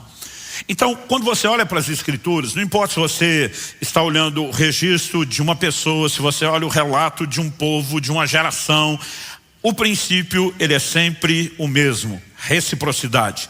No Salmo 18, versos 25 e 26, nós percebemos que reciprocidade é algo que nos leva não só a experimentar as ações de Deus, mas nessa lei, a própria revelação de Deus, ela é baseada na reciprocidade. Então, no Salmo 18, 25 e 26, nós lemos: para com quem é fiel, fiel te mostras. A NVI, a Nova Versão Internacional, em vez de usar a expressão te mostras, diz te revelas. Para com quem é fiel, fiel te mostras. Com o íntegro, também íntegro. Com o puro, puro te mostras. E com o perverso, inflexível. Então, olha que interessante. Com quem é fiel, Deus se revela fiel. Para com o íntegro, Deus não se revela fiel, Ele se revela íntegro. Reciprocidade. Para com o puro, Deus não se revela nem fiel, nem íntegro. Ele se mostra puro. Então, Ele não vai se mostrar fiel para o puro, Ele não vai se mostrar puro para o íntegro, e nem vai se revelar íntegro para o fiel. Embora Deus seja todas essas coisas. Mas por causa da lei de reciprocidade ou mutualidade e de sua atitude e fidelidade, não só permite que você experimente minha fidelidade, mas que você entenda minha fidelidade. Sua atitude e integridade permite que você não só desfrute, mas que você compreenda a minha integridade. Sua atitude e pureza permite ter acesso ao entendimento da minha pureza e, consequentemente, das minhas ações na sua vida.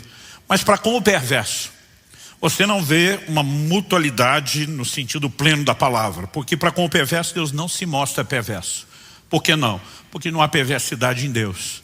Então Deus diz: para você eu não tenho nada para mostrar, mas a minha atitude em relação a você é de resistir. Então, algumas versões diz: ao perverso Deus resiste. Outra diz: para com o perverso ele é inflexível. Então, de qualquer forma, nossa atitude, ela determina se teremos ou não a revelação de Deus, mas certamente ela determina qual será a ação de Deus nas nossas vidas. E quando olhamos para a palavra de Deus, esse tipo de informação, eu acredito que ela não é só importante, eu a classificaria no nível de fundamental, de essencial. Por exemplo, Romanos capítulo 2, verso 9, diz que Deus não faz acepção de pessoas. Isso significa o quê? Que Ele ama a todos nós igualmente. Isso significa que Deus não tem filhos prediletos. Eu não admito a ideia de Deus ter filho predileto, a menos seja eu. Aí eu posso abrir uma exceção. Mas salvo isso, não. Então assim, durante toda a minha caminhada com Deus, cada vez que eu vejo alguém que experimentou algo de Deus, eu estou olhando para aquilo dizendo: é um precedente, uma jurisprudência. Deus fez por ele, pode fazer por mim. Porque a Bíblia diz que Deus não faz acepção de pessoas. Todos nós somos igualmente amados. Esse é um bom momento para você dar um glória a Deus, um amém. Agora, deixa eu te dizer algo. Deus não faz acepção de pessoas, mas Ele faz acepção, distinção de atitudes. E isso é inquestionável quando olhamos na palavra de Deus. Então vamos, em primeiro lugar, olhar a questão de Deus não faz acepção de pessoas. Em Êxodo, no capítulo 30, nós temos um tipo de oferta específico que é mencionado. Eu quero ler Êxodo 30, do 12 ao 16. Deus orienta Moisés e diz: quando você fizer recenseamento dos filhos de Israel, cada um deles dará ao Senhor o resgate de si próprio quando você fizer a contagem, para que não haja entre eles praga nenhuma quando você fizer a contagem. Lá na frente, quando você lê o segundo livro de Samuel e descobre que no censo de Davi, que não só ele fez contrário à direção de Deus, mas não levantou essa oferta, a história termina exatamente com a praga tocando a nação. E Deus já estava dizendo antes, trabalhando esses conceitos de causa e consequência. Então ele diz: vai ter recenseamento, cada um dê sua oferta de resgate. Verso 13: todo aquele que for incluído na lista dará isso, 6 gramas. Isso, na verdade, tem a ver com a prata. E ele diz o seguinte: 6 gramas, segundo o peso padrão do santuário, que é de 12 gramas. Então, essas 6 gramas são oferta ao Senhor. Todo aquele que for incluído na lista de 20 anos para cima, dará oferta ao Senhor. Olha o verso 15. O rico não dará mais de 6 gramas, nem o pobre dará menos quando derem oferta ao Senhor para fazer expiação pela vida de vocês. Você receberá o dinheiro das expiações dos filhos de Israel e usará para serviço na tenda do encontro, e será para a memória dos filhos de Israel diante do Senhor para fazer expiação pela vida de vocês. Ao longo das Escrituras, todas as demais ofertas, elas estão relacionadas com a condição de cada um. Então, por exemplo, em 1 Coríntios 16, você vai ver Paulo falando, né, em relação à coleta para os santos: cada um de vocês ponha de parte no primeiro dia de semana, conforme a sua prosperidade. Não era todo mundo que contribuiria exatamente com o mesmo valor. Por quê? Nós temos uma diferença de posse, de aquisição, de poder aquisitivo. Por exemplo, quando uma criança nascia e iria ser consagrada ao Senhor, apresentada no templo, havia uma oferta. Mas essa oferta, ela podia variar de acordo com as posses da pessoa. Então, se fosse uma família muito pobre, que não pudesse oferecer, por exemplo, um animal maior para o sacrifício, então seriam apresentados 2 pombas, né, ou rolinhas. E você vai perceber que essa foi exatamente a oferta que José e Maria fazem no templo por Jesus, o que indicam que não era uma família de muitas posses financeiras. Então, aquilo que as pessoas ofertariam sempre estava relacionado às suas condições. Mas como a oferta de resgate fala do valor que cada um tem diante de Deus, Deus diz nessa oferta, e essa é a única exceção, Deus diz: o pobre não dá menos e o rico não dá mais. Por quê? Aquela oferta representava o valor de cada um, e Deus está dizendo: aos meus olhos, todo mundo tem o mesmo valor, todo mundo tem a mesma importância. Quem está entendendo isso? Agora, falando ainda de oferta, o apóstolo Paulo, em 2 Coríntios, no capítulo 9, no verso 6, ele traz uma orientação muito clara. E essa orientação apresentada por Paulo é a seguinte: isso afirmo: aquele que semeia pouco, também colherá pouco. E o que semeia com fartura, também colherá com fartura. O que Paulo está dizendo? Ele está dizendo, na hora de ofertar, expressando o valor que vocês têm diante de Deus, todo mundo dá a mesma coisa. Porque Deus não faz acepção de pessoa. Mas preste atenção: em qualquer outra oferta que não diga respeito ao valor de vocês, quem semeia mais vai colher mais, quem semeia menos vai colher menos, quem não semeia não vai colher. O que é que Deus está dizendo? Eu não faço acepção de pessoas, mas eu faço de atitudes. Nós muitas vezes criamos uma bagunça em torno de declarações da Bíblia, como por exemplo a graça, que entre outras coisas fala de um favor que não é merecido. E nós começamos a usar isso como se não houvesse nenhum tipo de sistema na Bíblia de recompensa a nada daquilo que se faz. O que também é atacar e contradizer as Escrituras. Se por um lado a Bíblia diz que salvação é pela graça, que não vem das obras para que ninguém se glorie, por outro lado o tempo todo Deus diz: de acordo com as suas obras será a sua recompensa.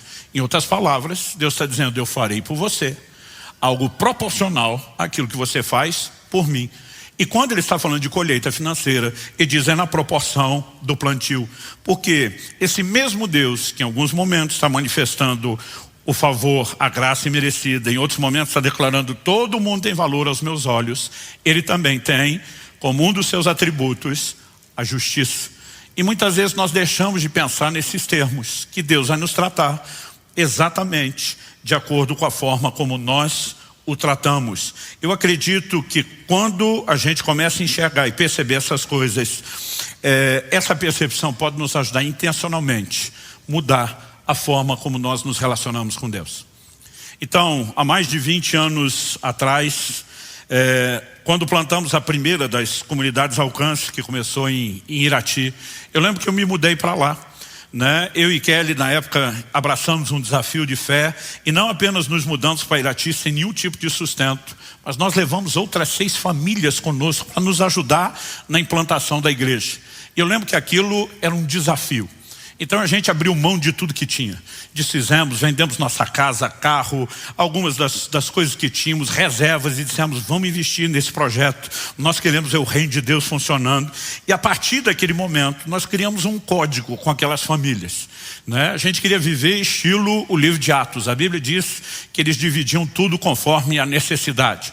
E durante um bom tempo, o nosso estilo de vida era o seguinte: tudo que entrava a gente dividia com aquelas famílias. Então o miojo dividia por igual, o Nescau por igual. Nescau era luxo naquela época, né? O achocolatado, vamos falar assim, né? A única exceção que a gente tinha é: famílias que têm crianças pequenas podem ser beneficiadas quando aparecer uma bolacha, e outros que não têm crianças vão ser avaliados de acordo com tem ou com a idade. Mas salvo isso, a gente tratava tudo por igual. Mas eu lembro de uma viagem que eu fiz, e antes de eu chegar no meu destino, eu tive inúmeros problemas. O carro quebrou, tive que deixá-lo no meio do caminho, numa oficina, consertando. Tive que alugar outro carro. Quer dizer, as despesas de viagem já tinham aumentado exponencialmente, mas não falei nada para ninguém. Eu simplesmente só queria resolver a situação. Falei: depois eu penso. Quando eu cheguei no primeiro de vários destinos, eu ia pregar em 3 cidades de um determinado estado, o homem de Deus que eu estava visitando é um profeta daqueles que parece ser o das páginas do Antigo Testamento, daqueles que revela até a sombra, né? E quando eu cheguei, apesar de não ter falado nada, eu lembro quando entrei na casa dele, ele falou assim para mim: cara, eu tenho uma palavra de Deus para você, e pode ser que você não goste, mas Deus mandou te falar isso quando você chegasse. Ele falou: a primeira coisa que ele mandou te falar é que nessa sua viagem, tudo que vai entrar não vai cobrir nem suas despesas, você vai voltar no vermelho, no prejuízo. E não é porque as pessoas não vão te tratar bem, você vai ter despesas como nunca teve, e Deus está permitindo isso tudo acontecer para chamar a sua atenção. Eu estou pensando, ele ainda nem sabe de nada, mas a coisa já estava acontecendo. Ele olha para mim e diz assim: e ele disse que vai permitir isso por você largar a mão de ser besta. Ele não foi nada polido. Ele disse: porque você quer ser mais justo do que Deus. Ele falou assim para mim: Deus me disse que tudo o que você recebe, você está dividindo por igual com todas as famílias que estão à sua volta. Mas a questão é, essas famílias que estão com você plantaram a mesma coisa que você plantou? Porque se eles não plantaram, eles não têm direito de colher o que você está colhendo. E você está tentando ser mais justo que Deus. Eles partilham de uma colheita sem ter participado da semeadura. Ele falou assim para mim: você tem crédito diante de Deus, porque semeou. Mas para você aprender, Deus agora vai limitar. Ele falou assim: vai fechar a torneira para o seu lado. Ele vai começar a te dar coisas muito valiosas, porém indivisíveis. Porque você está prejudicando essas pessoas quando não ensina a eles a intencionalidade que você pratica. Eu voltei para casa e falei: gente, parece que Deus acabou com a festa de vocês. Eu falei: nenhum de vocês está plantando o que nós estamos plantando. Vocês estão se doando aqui no trabalho, e eu acredito que vocês merecem ser honrados. Mas eu acredito que Ele quer que vocês entendam um princípio que tem funcionado para mim e para Kelly. Eu falei: e os próximos anos, aqueles de vocês não entendem isso nessa conversa, vocês vão perceber olhando para a nossa vida, tudo que Deus vai fazer por nós. E eu espero que pelo menos vocês possam entender depois com atraso, mas que vocês entendam os princípios. Sabe, de fato aquilo tudo que Ele disse começou a acontecer. Nós começamos a ser abençoados com coisas preciosas, mas que não dava para dividir. E aquilo começou a chamar a atenção daquelas pessoas. E o testemunho que eu tenho de muitos deles foi que de fato eles acordaram e disseram: peraí, nós não só podemos, mas nós precisamos ser intencionais naquilo que nós fazemos. Quem está entendendo? Porque as pessoas, como eu falei, elas pegam uma parte da doutrina em detrimento de outra. Outro dia um cara falou assim para mim: eu não entendo sua dedicação a Deus. Falei: por que não? Ele falou assim: você... Deixa eu tentar reproduzir o mais perto do que ele falou. Ele falou assim: eu acho que você ainda não entendeu a revelação do amor incondicional de Deus. Eu falei: então me ajude a entender. Ele falou assim: nada que você fizer de bom vai fazer com que Deus te ame mais. E nada que você fizer de ruim vai fazer com que Deus te ame menos. Eu falei: uau, essa é a grande revelação que está faltando na minha vida. Eu falei: isso eu ensinei para o meu filho uns dias atrás. Eu não estava nem falando de Deus, estava falando de mim. O Israel tinha em torno de 11 anos de idade. E eu fiz uma aventura que Dona Kelly, mãe do garoto, minha esposa, pedagoga, não aprovou. Eu fiz ele faltar praticamente uma semana de aula para me acompanhar numa viagem. Era o início do ano, falei: recupera isso aí, eu estou ficando longe demais, eu quero ter tempo, né, com a família, vou trazer todo mundo. Ele é o que estava na idade da matéria ser mais desafiadora. Quando nós voltamos, o professor deu uma prova surpresa em cima do conteúdo que ele perdeu. Ou seja, eu sabia que ele tinha ido mal. Então alguns dias se passaram e meu filho entra em casa. Naquela época do mês que eles estão trazendo boletim escolar. Pela linguagem corporal, cabeça baixa, não tinha coragem de me encarar nos olhos, as pernas tremendo que nem vara verde na hora de falar comigo, eu já saquei o que tinha acontecido. E como ele mal conseguia falar de nervoso e de medo, eu falei: por acaso você tem na sua mochila um boletim que tem uma nota vermelha? Deus te revelou, pai. Eu falei: não, foi tu mesmo. Mas ele estava tão assustado, com tanto medo, e eu não conseguia falar com ele. Eu falei: filho, para. Eu falei: eu amo você. Ele falou: eu sei. Eu falei: você sabe, mas não entendeu. Eu falei: o meu amor por você é incondicional. Eu te amo porque você é meu filho. Eu não te amo pela sua performance. Falei para ele: nada que você fizer de bom vai fazer eu te amar mais. Nada que você fizer de ruim vai fazer eu te amar menos. Pensa numa cara de alívio estampada no rosto do piá. Só que logo depois do alívio, o ar começou a mudar para uma cara de malandragem. E ele não precisava falar para eu saber o que ele estava pensando. Ele estava pensando alguma coisa mais ou menos assim: então liberou geral? Porque se nada que eu fizer de bom vai fazer o Senhor me amar mais e nada que eu fizer de ruim vai fazer me amar menos, por que é que o meu comportamento tem que ser diferente? Mas quando eu vi a carinha mudando de alívio para malandro, eu falei para ele: eu já sei o que você está pensando aí, então deixa eu te explicar algo. O meu amor por você fala do valor que você tem por mim. Agora eu espero que eu também tenha valor e importância para você. E esse é um outro assunto que se chama agradar. Se você quiser me agradar, sua boa atitude vai funcionar. Se você quiser me desagradar, sua má atitude vai produzir resultado, independente do tanto que eu lhe amo. Aí as pessoas hoje em dia ficam falando de um amor incondicional de Deus, como se justificasse: viva de qualquer forma. Deixa eu te dizer algo. O que determina o seu destino não é o amor incondicional de Deus, são suas atitudes. João 3,16, Deus amou o mundo de tal maneira que deu seu Filho unigênito para que todo aquele que nele crê não pereça, mas tenha vida eterna. O amor de Deus fez Deus oferecer salvação para todo mundo. As pessoas serão salvas porque Deus as ama? Não. A Bíblia diz: para que todo aquele que nele crê. Então é salvo quem crê. E quem não crê, o verso 18, João 3 diz: condenado. Então você tem gente indo para o inferno que Deus ama incondicionalmente. Mas mesmo que seja incondicionalmente amado por Deus, vai se lascar. Por quê? Porque a sua maneira de tratar Deus não foi correta. E nossas atitudes vão influenciar e determinar o nosso destino. Quem está entendendo a diferença? Então eu falei para aquela criatura que estava me questionando, dizendo que não tinha revelação. Falei: o amor incondicional de Deus fala do valor que você tem para Ele. Sua disposição de agradá-lo, porque isso é doutrina bíblica, gente. Jesus diz em João, no capítulo 8, no verso 29, falando do Pai, ele diz: eu faço tudo o que lhe agrada. Em 1 Tessalonicenses, no capítulo 4, no verso 1, Paulo diz: finalmente, irmãos, pedimos a vocês e os exortamos no Senhor Jesus, que assim como aprenderam de nós a maneira como devem viver e agradar a Deus. Então eles ensinavam um estilo de vida, qual era o padrão do cristianismo, e ele diz como devem viver e agradar a Deus. Ele diz: e efetivamente estão fazendo que vocês continuem progredindo cada vez mais. Então você vai ver Paulo dizendo em Romanos 8:8, os que estão na carne não podem agradar a Deus. A Bíblia dizendo em Hebreus 11:6, sem fé é impossível agradar a Deus. Há toda uma doutrina na palavra de Deus sobre agradá-lo. O amor incondicional dele para comigo e para com você fala do valor que nós temos diante dele e de um Deus que não faz acepção de pessoas. A doutrina de agradá-lo fala da importância que ele tem para nós e de como nossas atitudes vão gerar consequências e vão afetar o nosso destino. Essas duas coisas não podem ser apresentadas de forma isolada, elas têm que ser entendidas de forma combinada, e a verdade está no todo e não apenas em uma ou outra parte. Quem está entendendo, diga amém.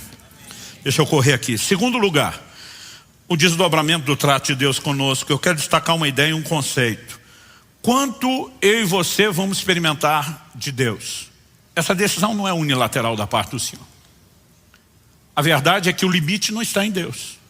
Se Deus é onipotente, pode todas as coisas, operar todo tipo de milagre, de intervenção, todo e qualquer nível de conquista, a pergunta, o limite está em quem? Eu aprendi isso quando ainda era um adolescente, prestes a entrar ali naquela fase da juventude, que o limite não está em Deus, o limite está em nós. E é importante que você saiba disso. Se você puder, falar para algum vizinho ao seu lado aí, mesmo se você não conhece, fala, você é o limite. Ou seja, o mover de Deus será na minha e na sua vida do tamanho da nossa fé. As pessoas precisam parar de achar que Deus responde necessidade. Deus não responde necessidade, Deus responde fé. Então deixa eu explicar isso. A Bíblia diz em Romanos no capítulo 3, verso 23, todos pecaram e destituídos estão da glória de Deus. O homem já nasce em pecado, separado de Deus, sentenciado ao inferno e precisando de salvação. O que Deus seja louvado nos foi providenciado em Jesus. Agora, as pessoas não são salvas porque precisam de salvação. A Bíblia diz, pela graça sois salvos mediante a fé. Deus amou o mundo de tal maneira que deu seu Filho unigênito, para que todo aquele que nele crê seja salvo. Então a pessoa não é salva porque precisa de salvação. Ela é salva se ela crer. Porque Deus não responde necessidade, Deus responde fé. Mas aí o que acontece? Você tem um crente com necessidade financeira. Ele fica murmurando diante de Deus, mas eu estou precisando e o Senhor não faz. Deus não responde necessidade, Ele responde fé. Aí você tem um crente que está com a necessidade na área da saúde física, e ele está lá dizendo, eu preciso de cura e o Senhor não faz. Mas Deus não responde necessidade, Ele responde fé. E fé é algo que eu e você precisamos entender, que existe intencionalidade, não só em exercitar a fé, mas em fazer a nossa fé crescer. Então, se eu e você vamos experimentar de Deus algo que é proporcional, dimensional à nossa fé, e queremos mais, mas não investimos no crescimento da nossa fé, como é que nós vamos chegar lá? Romanos 10, 17 diz, a fé vem por ouvir, e ouvir a palavra de Cristo. Uma vez perguntaram para alguém, era um ministro com muito resultado nessa área de cura, mas ele nunca chegava orando de cara com os enfermos. Ele gastava dias, às vezes semanas, em campanhas de ensino, fundamentando as pessoas na palavra antes de começar a orar. Um dia perguntaram para ele, por que você acha que alguns crentes têm tanta dificuldade para receber a cura? Ele disse, porque eles alimentam o corpo com 3 refeições quentes por dia, mas alimentam o espírito com um sanduíche frio por semana. Basicamente, como eu vi um dia alguém declarar, o que falta para muito crente é vitamina B, Bíblia. Sem fé, eu e você não iremos muito longe. O que Deus fará na minha e na sua vida é do tamanho da nossa fé. Segundo Reis, capítulo 13, é um de muitos exemplos. O profeta Eliseu dá uma palavra profética para o rei Joás, dizendo, olha, você vai exterminar o seu inimigo em Afeca até os consumir. Deus vai dar vitória completa. Ele diz para ele, atira no chão. O homem atira 1, 2, 3. Quando ele para, é a hora que eu imagino um Eliseu dizendo, por que parou? Parou por quê? E diz, 5 ou 6 vezes você tinha que ter ferido o chão. E diz, então você teria ferido o inimigo até os consumir do jeito que Deus prometeu. Aí ele olha e diz, agora só vai ferir 3 vezes. O que é que o céu estava dizendo para aquele homem? Algo parecido com o que Jesus dizia no seu ministério terreno. Seja feito conforme a sua fé. Se eu e você não compreendemos que estabelecemos limites e que nós podemos intencionalmente removê-los, nós não vamos muito longe. Romanos capítulo 5, verso 2, nos mostra que pela fé nós temos acesso à graça. Tudo aquilo que é disponibilizado na graça só tem um acesso, fé. Agora, quanto de fé eu e você iremos manifestar depende da nossa decisão de crer e confiar em Deus e de alimentar e exercitar a própria fé. Logo, não importa o assunto que a gente trabalha, eu vou dizer que essa lei, ela sempre se repete, é recorrente. Nós passamos o mês de setembro aqui ensinando sobre vida no Espírito. E eu lembro que uma das ênfases que demos foi Ezequiel 47, falando sobre o rio de Deus, dizendo, é você que entra no rio, não é o rio que invade a sua vida. Quanto mais você afunda, quanto mais você se entrega, mais controle ele assume, reciprocidade. Terceiro e último lugar, diz respeito a valorizarmos ou cuidarmos dos interesses de Deus. Eu acredito que esse também é um entendimento que precisa encher o meu e o seu coração e nos levar a atitudes de intencionalidade. Eu quero ler textos tanto do Antigo Testamento como do Novo e mostrar que o padrão se sustenta, não importa se falamos da Antiga ou da Nova Aliança. Em Êxodo, no capítulo 34, Deus diz o seguinte no verso 23: 3 vezes por ano, todo homem deve aparecer diante do soberano Senhor, o Deus de Israel. Então, de todas as festas de Israel, 3 eram destacadas como principais. Dessas 3, aí tem Páscoa, né, Tabernáculos, Pentecoste. Deus está dizendo, todo mundo nessas datas fixas anuais, todo homem tem que subir diante do Senhor. Quero subir diante do Senhor e ao templo em Jerusalém. Isso começa na época do tabernáculo, que esteve em outros lugares, e depois, obviamente, o templo seria construído em Jerusalém. Deus está dizendo, todo mundo tem que fazer isso. Agora, pensa comigo. Deus está falando isso a um povo que está saindo do Egito. Vai conquistar a terra. Vai travar guerra contra os seus inimigos. Mas 3 vezes ao ano eles têm que interromper a guerra. Virar as costas para suas propriedades. Deixá-las desguarnecidas. Porque nem todas as mulheres e crianças eram obrigadas a ir, mas todos os homens eram. E da perspectiva militar, deixar tudo vulnerável para ir adorar a Deus e voltar depois. O que você acha que essa gente, com a mentalidade de guerra que estavam vivendo, ia pensar? É ruim que nós vamos deixar tudo para trás, desguarnecido, desprotegido, para ir lá fazer festa diante de Deus? E Deus se antecipa, verso 24 de Êxodo 34. Porque expulsarei as nações diante de vocês e aumentarei o seu território. Ninguém cobiçará a sua terra quando vocês comparecerem na presença do Senhor seu Deus 3 vezes por ano. Deus está dizendo, presta atenção. Se vocês me colocarem em primeiro lugar e subirem para me adorar, eu vou guardar as terras de vocês. Ninguém vai se meter com aquilo que é de vocês, porque enquanto vocês cuidarem dos meus interesses, eu cuido de vocês. Quem está entendendo? Agora, qual a diferença disso e a declaração de Jesus em Mateus, no capítulo 6, no verso 33? Buscar em primeiro lugar o reino de Deus e a sua justiça, e todas essas coisas lhe serão acrescentadas. Que coisa é essa que Jesus está falando? Se você olhar o contexto, desde o verso 25, Jesus está falando a respeito de não ficarem preocupados ou ansiosos quanto ao que irão comer, beber, em relação ao corpo, ao que irão vestir. Ele está dizendo, se você colocar os interesses de Deus em primeiro lugar, Ele vai cuidar dos seus interesses. Então busca o reino de Deus e você vai ver o cuidado de Deus se manifestando, vindo a reboque em todas essas outras áreas. O que é que nós temos aqui? Mais uma vez, mutualidade. Deus está dizendo, você leva a sério o que é do meu interesse, o que é importante para mim, e eu faço o mesmo em relação a vocês. O problema é que muitas vezes a gente acaba andando na contramão desses princípios. E assuntos como da semana passada, quando a gente fala de calcular o custo de construir a torre, a gente acha que é só calcular o preço da entrega, mas a gente tem que calcular os resultados. Então, quais são os resultados de um nível de entrega mais profundo? Um nível de intervenção de Deus igualmente maior na nossa vida. Deus não pede um nível de entrega profundo porque Ele é uma criatura meramente exigente, egoísta, com ego enorme que diz, eu preciso de toda a atenção de vocês. Deus é absoluto e completo nele mesmo. Deus não precisa da minha e da sua entrega. A minha e sua entrega a Ele será benéfica a nós. Vai trazer equilíbrio na nossa vida, porque vamos construir em cima de fundamentos duradouros, vamos construir em cima de valores corretos, e Deus está dizendo, eu vou fazer mais na sua vida. O problema é que o ser humano, desde lá do início do Éden, ele acha que sempre consegue ter uma ideia de como desfrutar melhor da vida fora do padrão de Deus. Então Deus está dizendo, você pode comer de todas as árvores, essa aqui não, se comer vai dar ruim. Aí o diabo vem tentar o homem e diz, Deus está escondendo o ouro. Na verdade, Ele não quer que você experimente o que realmente é bom. Eu fico me perguntando, quem em sã consciência vai achar que a voz de maior credibilidade é a do Satanás em vez da de Deus? Mas por que aquilo encontra um coro dentro do próprio homem? Eu acho que eu consigo algo melhor do que o que Deus está me proporcionando. Ele simplesmente dá ouvidos àquilo. E muitas vezes nós temos limitado tudo aquilo que Deus disponibiliza por causa de atitudes são egoístas. Eu e você precisamos crer, sem um pingo de desconfiança, que Deus deseja o nosso melhor.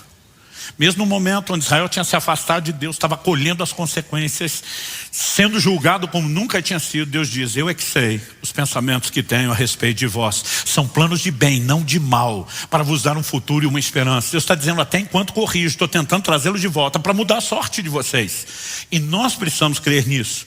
Mas o livro de Ageu nos mostra o princípio oposto. Eu falei de 2 textos, onde quando colocamos Deus em primeiro lugar e cuidamos dos interesses dele, ele cuida do que é do nosso. O livro de Ageu fala do mesmo princípio, mas mostra outra perspectiva. Quando desvalorizamos as coisas de Deus, ele também nos trata com reciprocidade. Abra comigo no livro de Ageu, e sim, tem esse livro na Bíblia. Talvez fica mais fácil você pegar o Evangelho de Mateus e voltar 3 livros para trás. Ageu, capítulo 1, verso 2. Assim diz o Senhor dos Exércitos: esse povo diz, ainda não chegou o tempo em que a casa do Senhor deve ser reconstruída. Por isso, aqui, lei de causa e consequência. Por causa do que o povo está falando, Deus vai reagir. Por isso a palavra do Senhor veio por meio do profeta Ageu, dizendo. Então deixa eu fazer uma pausa aqui. Vamos colocar um pano de fundo. Ageu está profetizando no período do pós-exílio de Babilônia. A nação de Israel tinha sido levada em cativeiro pela Síria, e a nação de Judá, o reino do sul, junto com Benjamim, foram levados cativos para a Babilônia. Deus disse que o cativeiro babilônico, por meio do profeta Jeremias, teria duração de 70 anos, e Deus deu todas as razões. Agora, no final do período, esse povo está voltando para a terra. A cidade de Jerusalém está sendo reconstruída, as casas estão sendo reconstruídas, mas a casa de Deus está abandonada. E o povo está justificando: não chegou a hora de cuidar da casa de Deus. Verso 4, qual foi a palavra de Deus? Acaso é tempo de vocês morarem em casas luxuosas, enquanto esse templo permanece em ruínas? Portanto, assim diz o Senhor dos Exércitos: considerem o que tem acontecido com vocês. A NVI diz: vejam aonde os seus caminhos os levaram. Deus diz: dá uma olhada à volta. Eu vou ajudar vocês a entender o que é que está acontecendo. Aí ele explica, verso 6. Vocês semearam muito e colheram pouco. Comem, mas isso não chega para matar a fome. Bebem, mas isso não dá para ficarem satisfeitos. Põem a roupa, mas ninguém se aquece. E o que recebe salário, recebe-o para colocá-lo numa sacola furada. Bem moderno esse texto. Bem contemporâneo essas informações. Verso 7. Assim diz o Senhor dos Exércitos: considerem o que tem acontecido com vocês. Verso 9. Vocês esperavam que fosse muito, mas o que veio foi pouco. E esse pouco, quando o levaram para casa, eu o dissipei com um sopro. Deus está dizendo: não foi Satanás, fui eu. E por quê? Pergunta o Senhor dos Exércitos: porque o meu templo permanece em ruínas, enquanto cada um de vocês corre por causa da sua própria casa. Ele diz: vocês cuidam dos seus interesses, mas não cuidam do meu. E depois espero que eu cuide dos interesses de vocês. Deus está dizendo: de jeito nenhum. Olha o verso 10. Por isso, causa e consequência. Por isso os céus retêm o seu orvalho, a terra não produz os seus frutos. Fiz vir a seca sobre a terra e sobre os montes, sobre o cereal, sobre o vinho, sobre o azeite, sobre o que o solo produz, sobre as pessoas, sobre os animais e sobre todo o trabalho das mãos. O verso 12 vai mostrar que o povo vai atender a voz do Senhor. Começando o governador, o sumo sacerdote, até o povo. A Bíblia diz que eles atenderam a voz do Senhor, que o povo temeu o Senhor. E a Bíblia diz que há um despertamento e eles começam de fato um posicionamento para reconstruir a casa de Deus. Então vamos valorizar o que é do interesse de Deus. Depois a gente cuida do nosso. Qual foi a resposta de Deus? Vamos pular para o capítulo 2, verso 15. Deus diz: agora considerem tudo o que aconteceu desde aquele dia, antes de vocês terem começado a colocar pedra sobre pedra no templo do Senhor. Antes daquele dia. E Deus está falando de um dia específico onde a obra começou.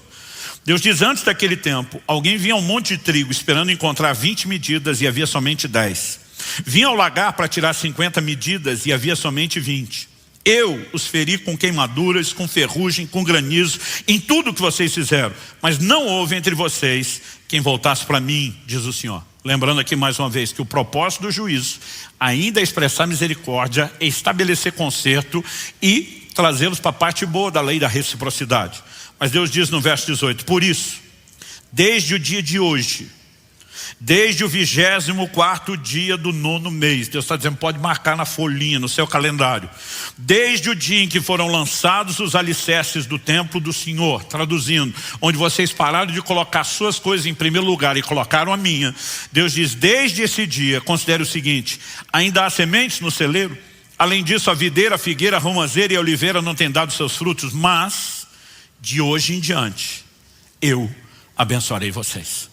Então o que Deus está dizendo? Se você não me coloca em primeiro lugar, não prioriza minhas coisas, meus interesses, não vou fazer por você. Mas se você mudar e com intencionalidade me colocar em primeiro e cuidar dos meus interesses, eu vou cuidar dos seus. Quem está entendendo? Sabe, gente, nós precisamos parar de fantasiar a vida cristã e parar de achar que as coisas acontecem de forma meramente espontânea, aleatória, ou que Deus trabalha com algum sistema de sorteio em relação ao que Ele vai fazer na vida de cada um. Nós precisamos entender que todo esse volume de informações, acredita, eu estou resumindo e muito o assunto, todo esse volume de informações só tem um propósito, provocar em mim e você resposta.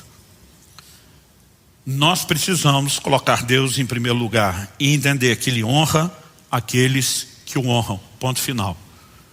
Deus não estabeleceu um mero sistema de troca, mas inevitavelmente nós não podemos negar que a Bíblia tem um sistema claro de recompensa. Eu sei que alguns crentes, eles preferem acreditar que o céu tem um sistema socialista e que no final todo mundo vai chegar e tem a mesma recompensa. Mas Deus está dizendo que não é assim. Cada um será recompensado de acordo com as suas obras. Então Deus está dizendo, se você fizer mais por mim, eu vou fazer mais por você. Então, o galardão, recompensa de salvação é a mesma coisa para todo mundo. Mas a Bíblia fala de pessoas que serão salvas, mas não terão a recompensa que outros que trabalharam direito terão. Porque Deus tem um sistema de justiça e de recompensa. Isso não significa que a salvação seja obtida por mérito. Ela só é obtida pela fé e por causa dos méritos de Cristo e do que Ele fez por nós. Mas Deus tem todo um sistema de recompensas dentro do pacote da salvação, que eles estão relacionados ao nosso comportamento. E entendendo essas coisas, nós podemos intencionalmente, voluntariamente dizer, eu escolho viver uma vida diferente, eu escolho honrar a Deus e ser honrado por Ele. E quando você começa a viver dessa forma e remover limites e entrar num lugar mais profundo em Deus, onde a sua própria fé cresce, e a sua fé crescendo, as intervenções de Deus também, isso se torna um ciclo progressivo, uma espécie de bola de neve, vai aumentando e aumentando e aumentando. E eu quero dizer para você, há um lugar extraordinário para ser vivido em Deus. Nenhum de nós precisa se conformar com um lugar de mediocridade. Mas não importa o que você esteja vivendo, Deus de alguma forma está o tempo todo tentando dizer, você determina até onde você vai. Isso não significa, como eu falei antes, que nós vamos escolher algumas coisas. Então, por exemplo, 1 Coríntios 12 diz, o Espírito Santo distribui os dons conforme lhe apraz. Não sou eu que escolho o dom, mas a Bíblia diz que nós temos que buscar com zelo os melhores dons. Então, mesmo aquilo que Deus disponibilizou, eu tenho uma responsabilidade de buscar. E na medida da minha entrega, eu determino qual é a intensidade que eu vou experimentar do dom que Deus me deu. Eu posso não escolher o dom, mas a intensidade da manifestação depende da minha rendição, depende da minha entrega. E ao longo de toda a Escritura, nós vamos percebendo essa verdade. Então não estou aqui dizendo que Deus é refém de todas as suas escolhas, mas que Ele estabeleceu uma lei espiritual, que é a lei da reciprocidade, e que eu e você precisamos não só entender, mas navegar com intencionalidade nessas águas, dizendo, é o que Deus espera de mim, é o que Deus espera de cada um de nós. E nós vamos fazer isso. Então, quando falamos já, como no domingo passado, de um profundo compromisso com Deus que precisamos ter, não estamos apresentando um Deus que é exageradamente exigente. Estamos falando de um Deus que estabeleceu um sistema, valores e princípios para que Ele possa fazer muito mais na nossa vida. Nós temos que entender os princípios e nos relacionar de forma correta com eles. Você recebe essa palavra? Em nome de Jesus, feche seus olhos por um instante. Pai, nós oramos e pedimos graça e favor do alto. Nós precisamos, mais do que um momento de compreensão da Tua palavra que depois caia no esquecimento. Nós precisamos mais do que um impacto meramente emocional. Nós oramos por despertamento, nós oramos por um nível de compreensão e entendimento espiritual da Tua palavra, que não produza apenas uma análise rápida, atropelada, expressas no final de culto, mas que nos leve a de fato avaliar não só os princípios da Tua palavra, mas qual tem sido a nossa forma de agir. Sabemos que enfrentar circunstâncias difíceis não significa que as causas sejam sempre as mesmas, mas nós te pedimos que o Teu Espírito possa guiar cada um ao lugar de entendimento e compreensão de que podemos mudar a nossa sorte, podemos mudar significativamente não só o relacionamento com o Senhor, mas as consequências que serão determinadas pelas nossas escolhas. Elas podem ser mensuradas, elas podem de fato ser escolhidas e provocadas de uma forma muito intencional. E nós oramos por graça, por entendimento, compreensão e aplicação do alto, para que possamos viver isso tudo de maneira que te honre, que te exalte, que te glorifique e que inspire muitos outros a uma entrega maior e mais profunda ao Senhor. Nós oramos em nome de Jesus. Amém.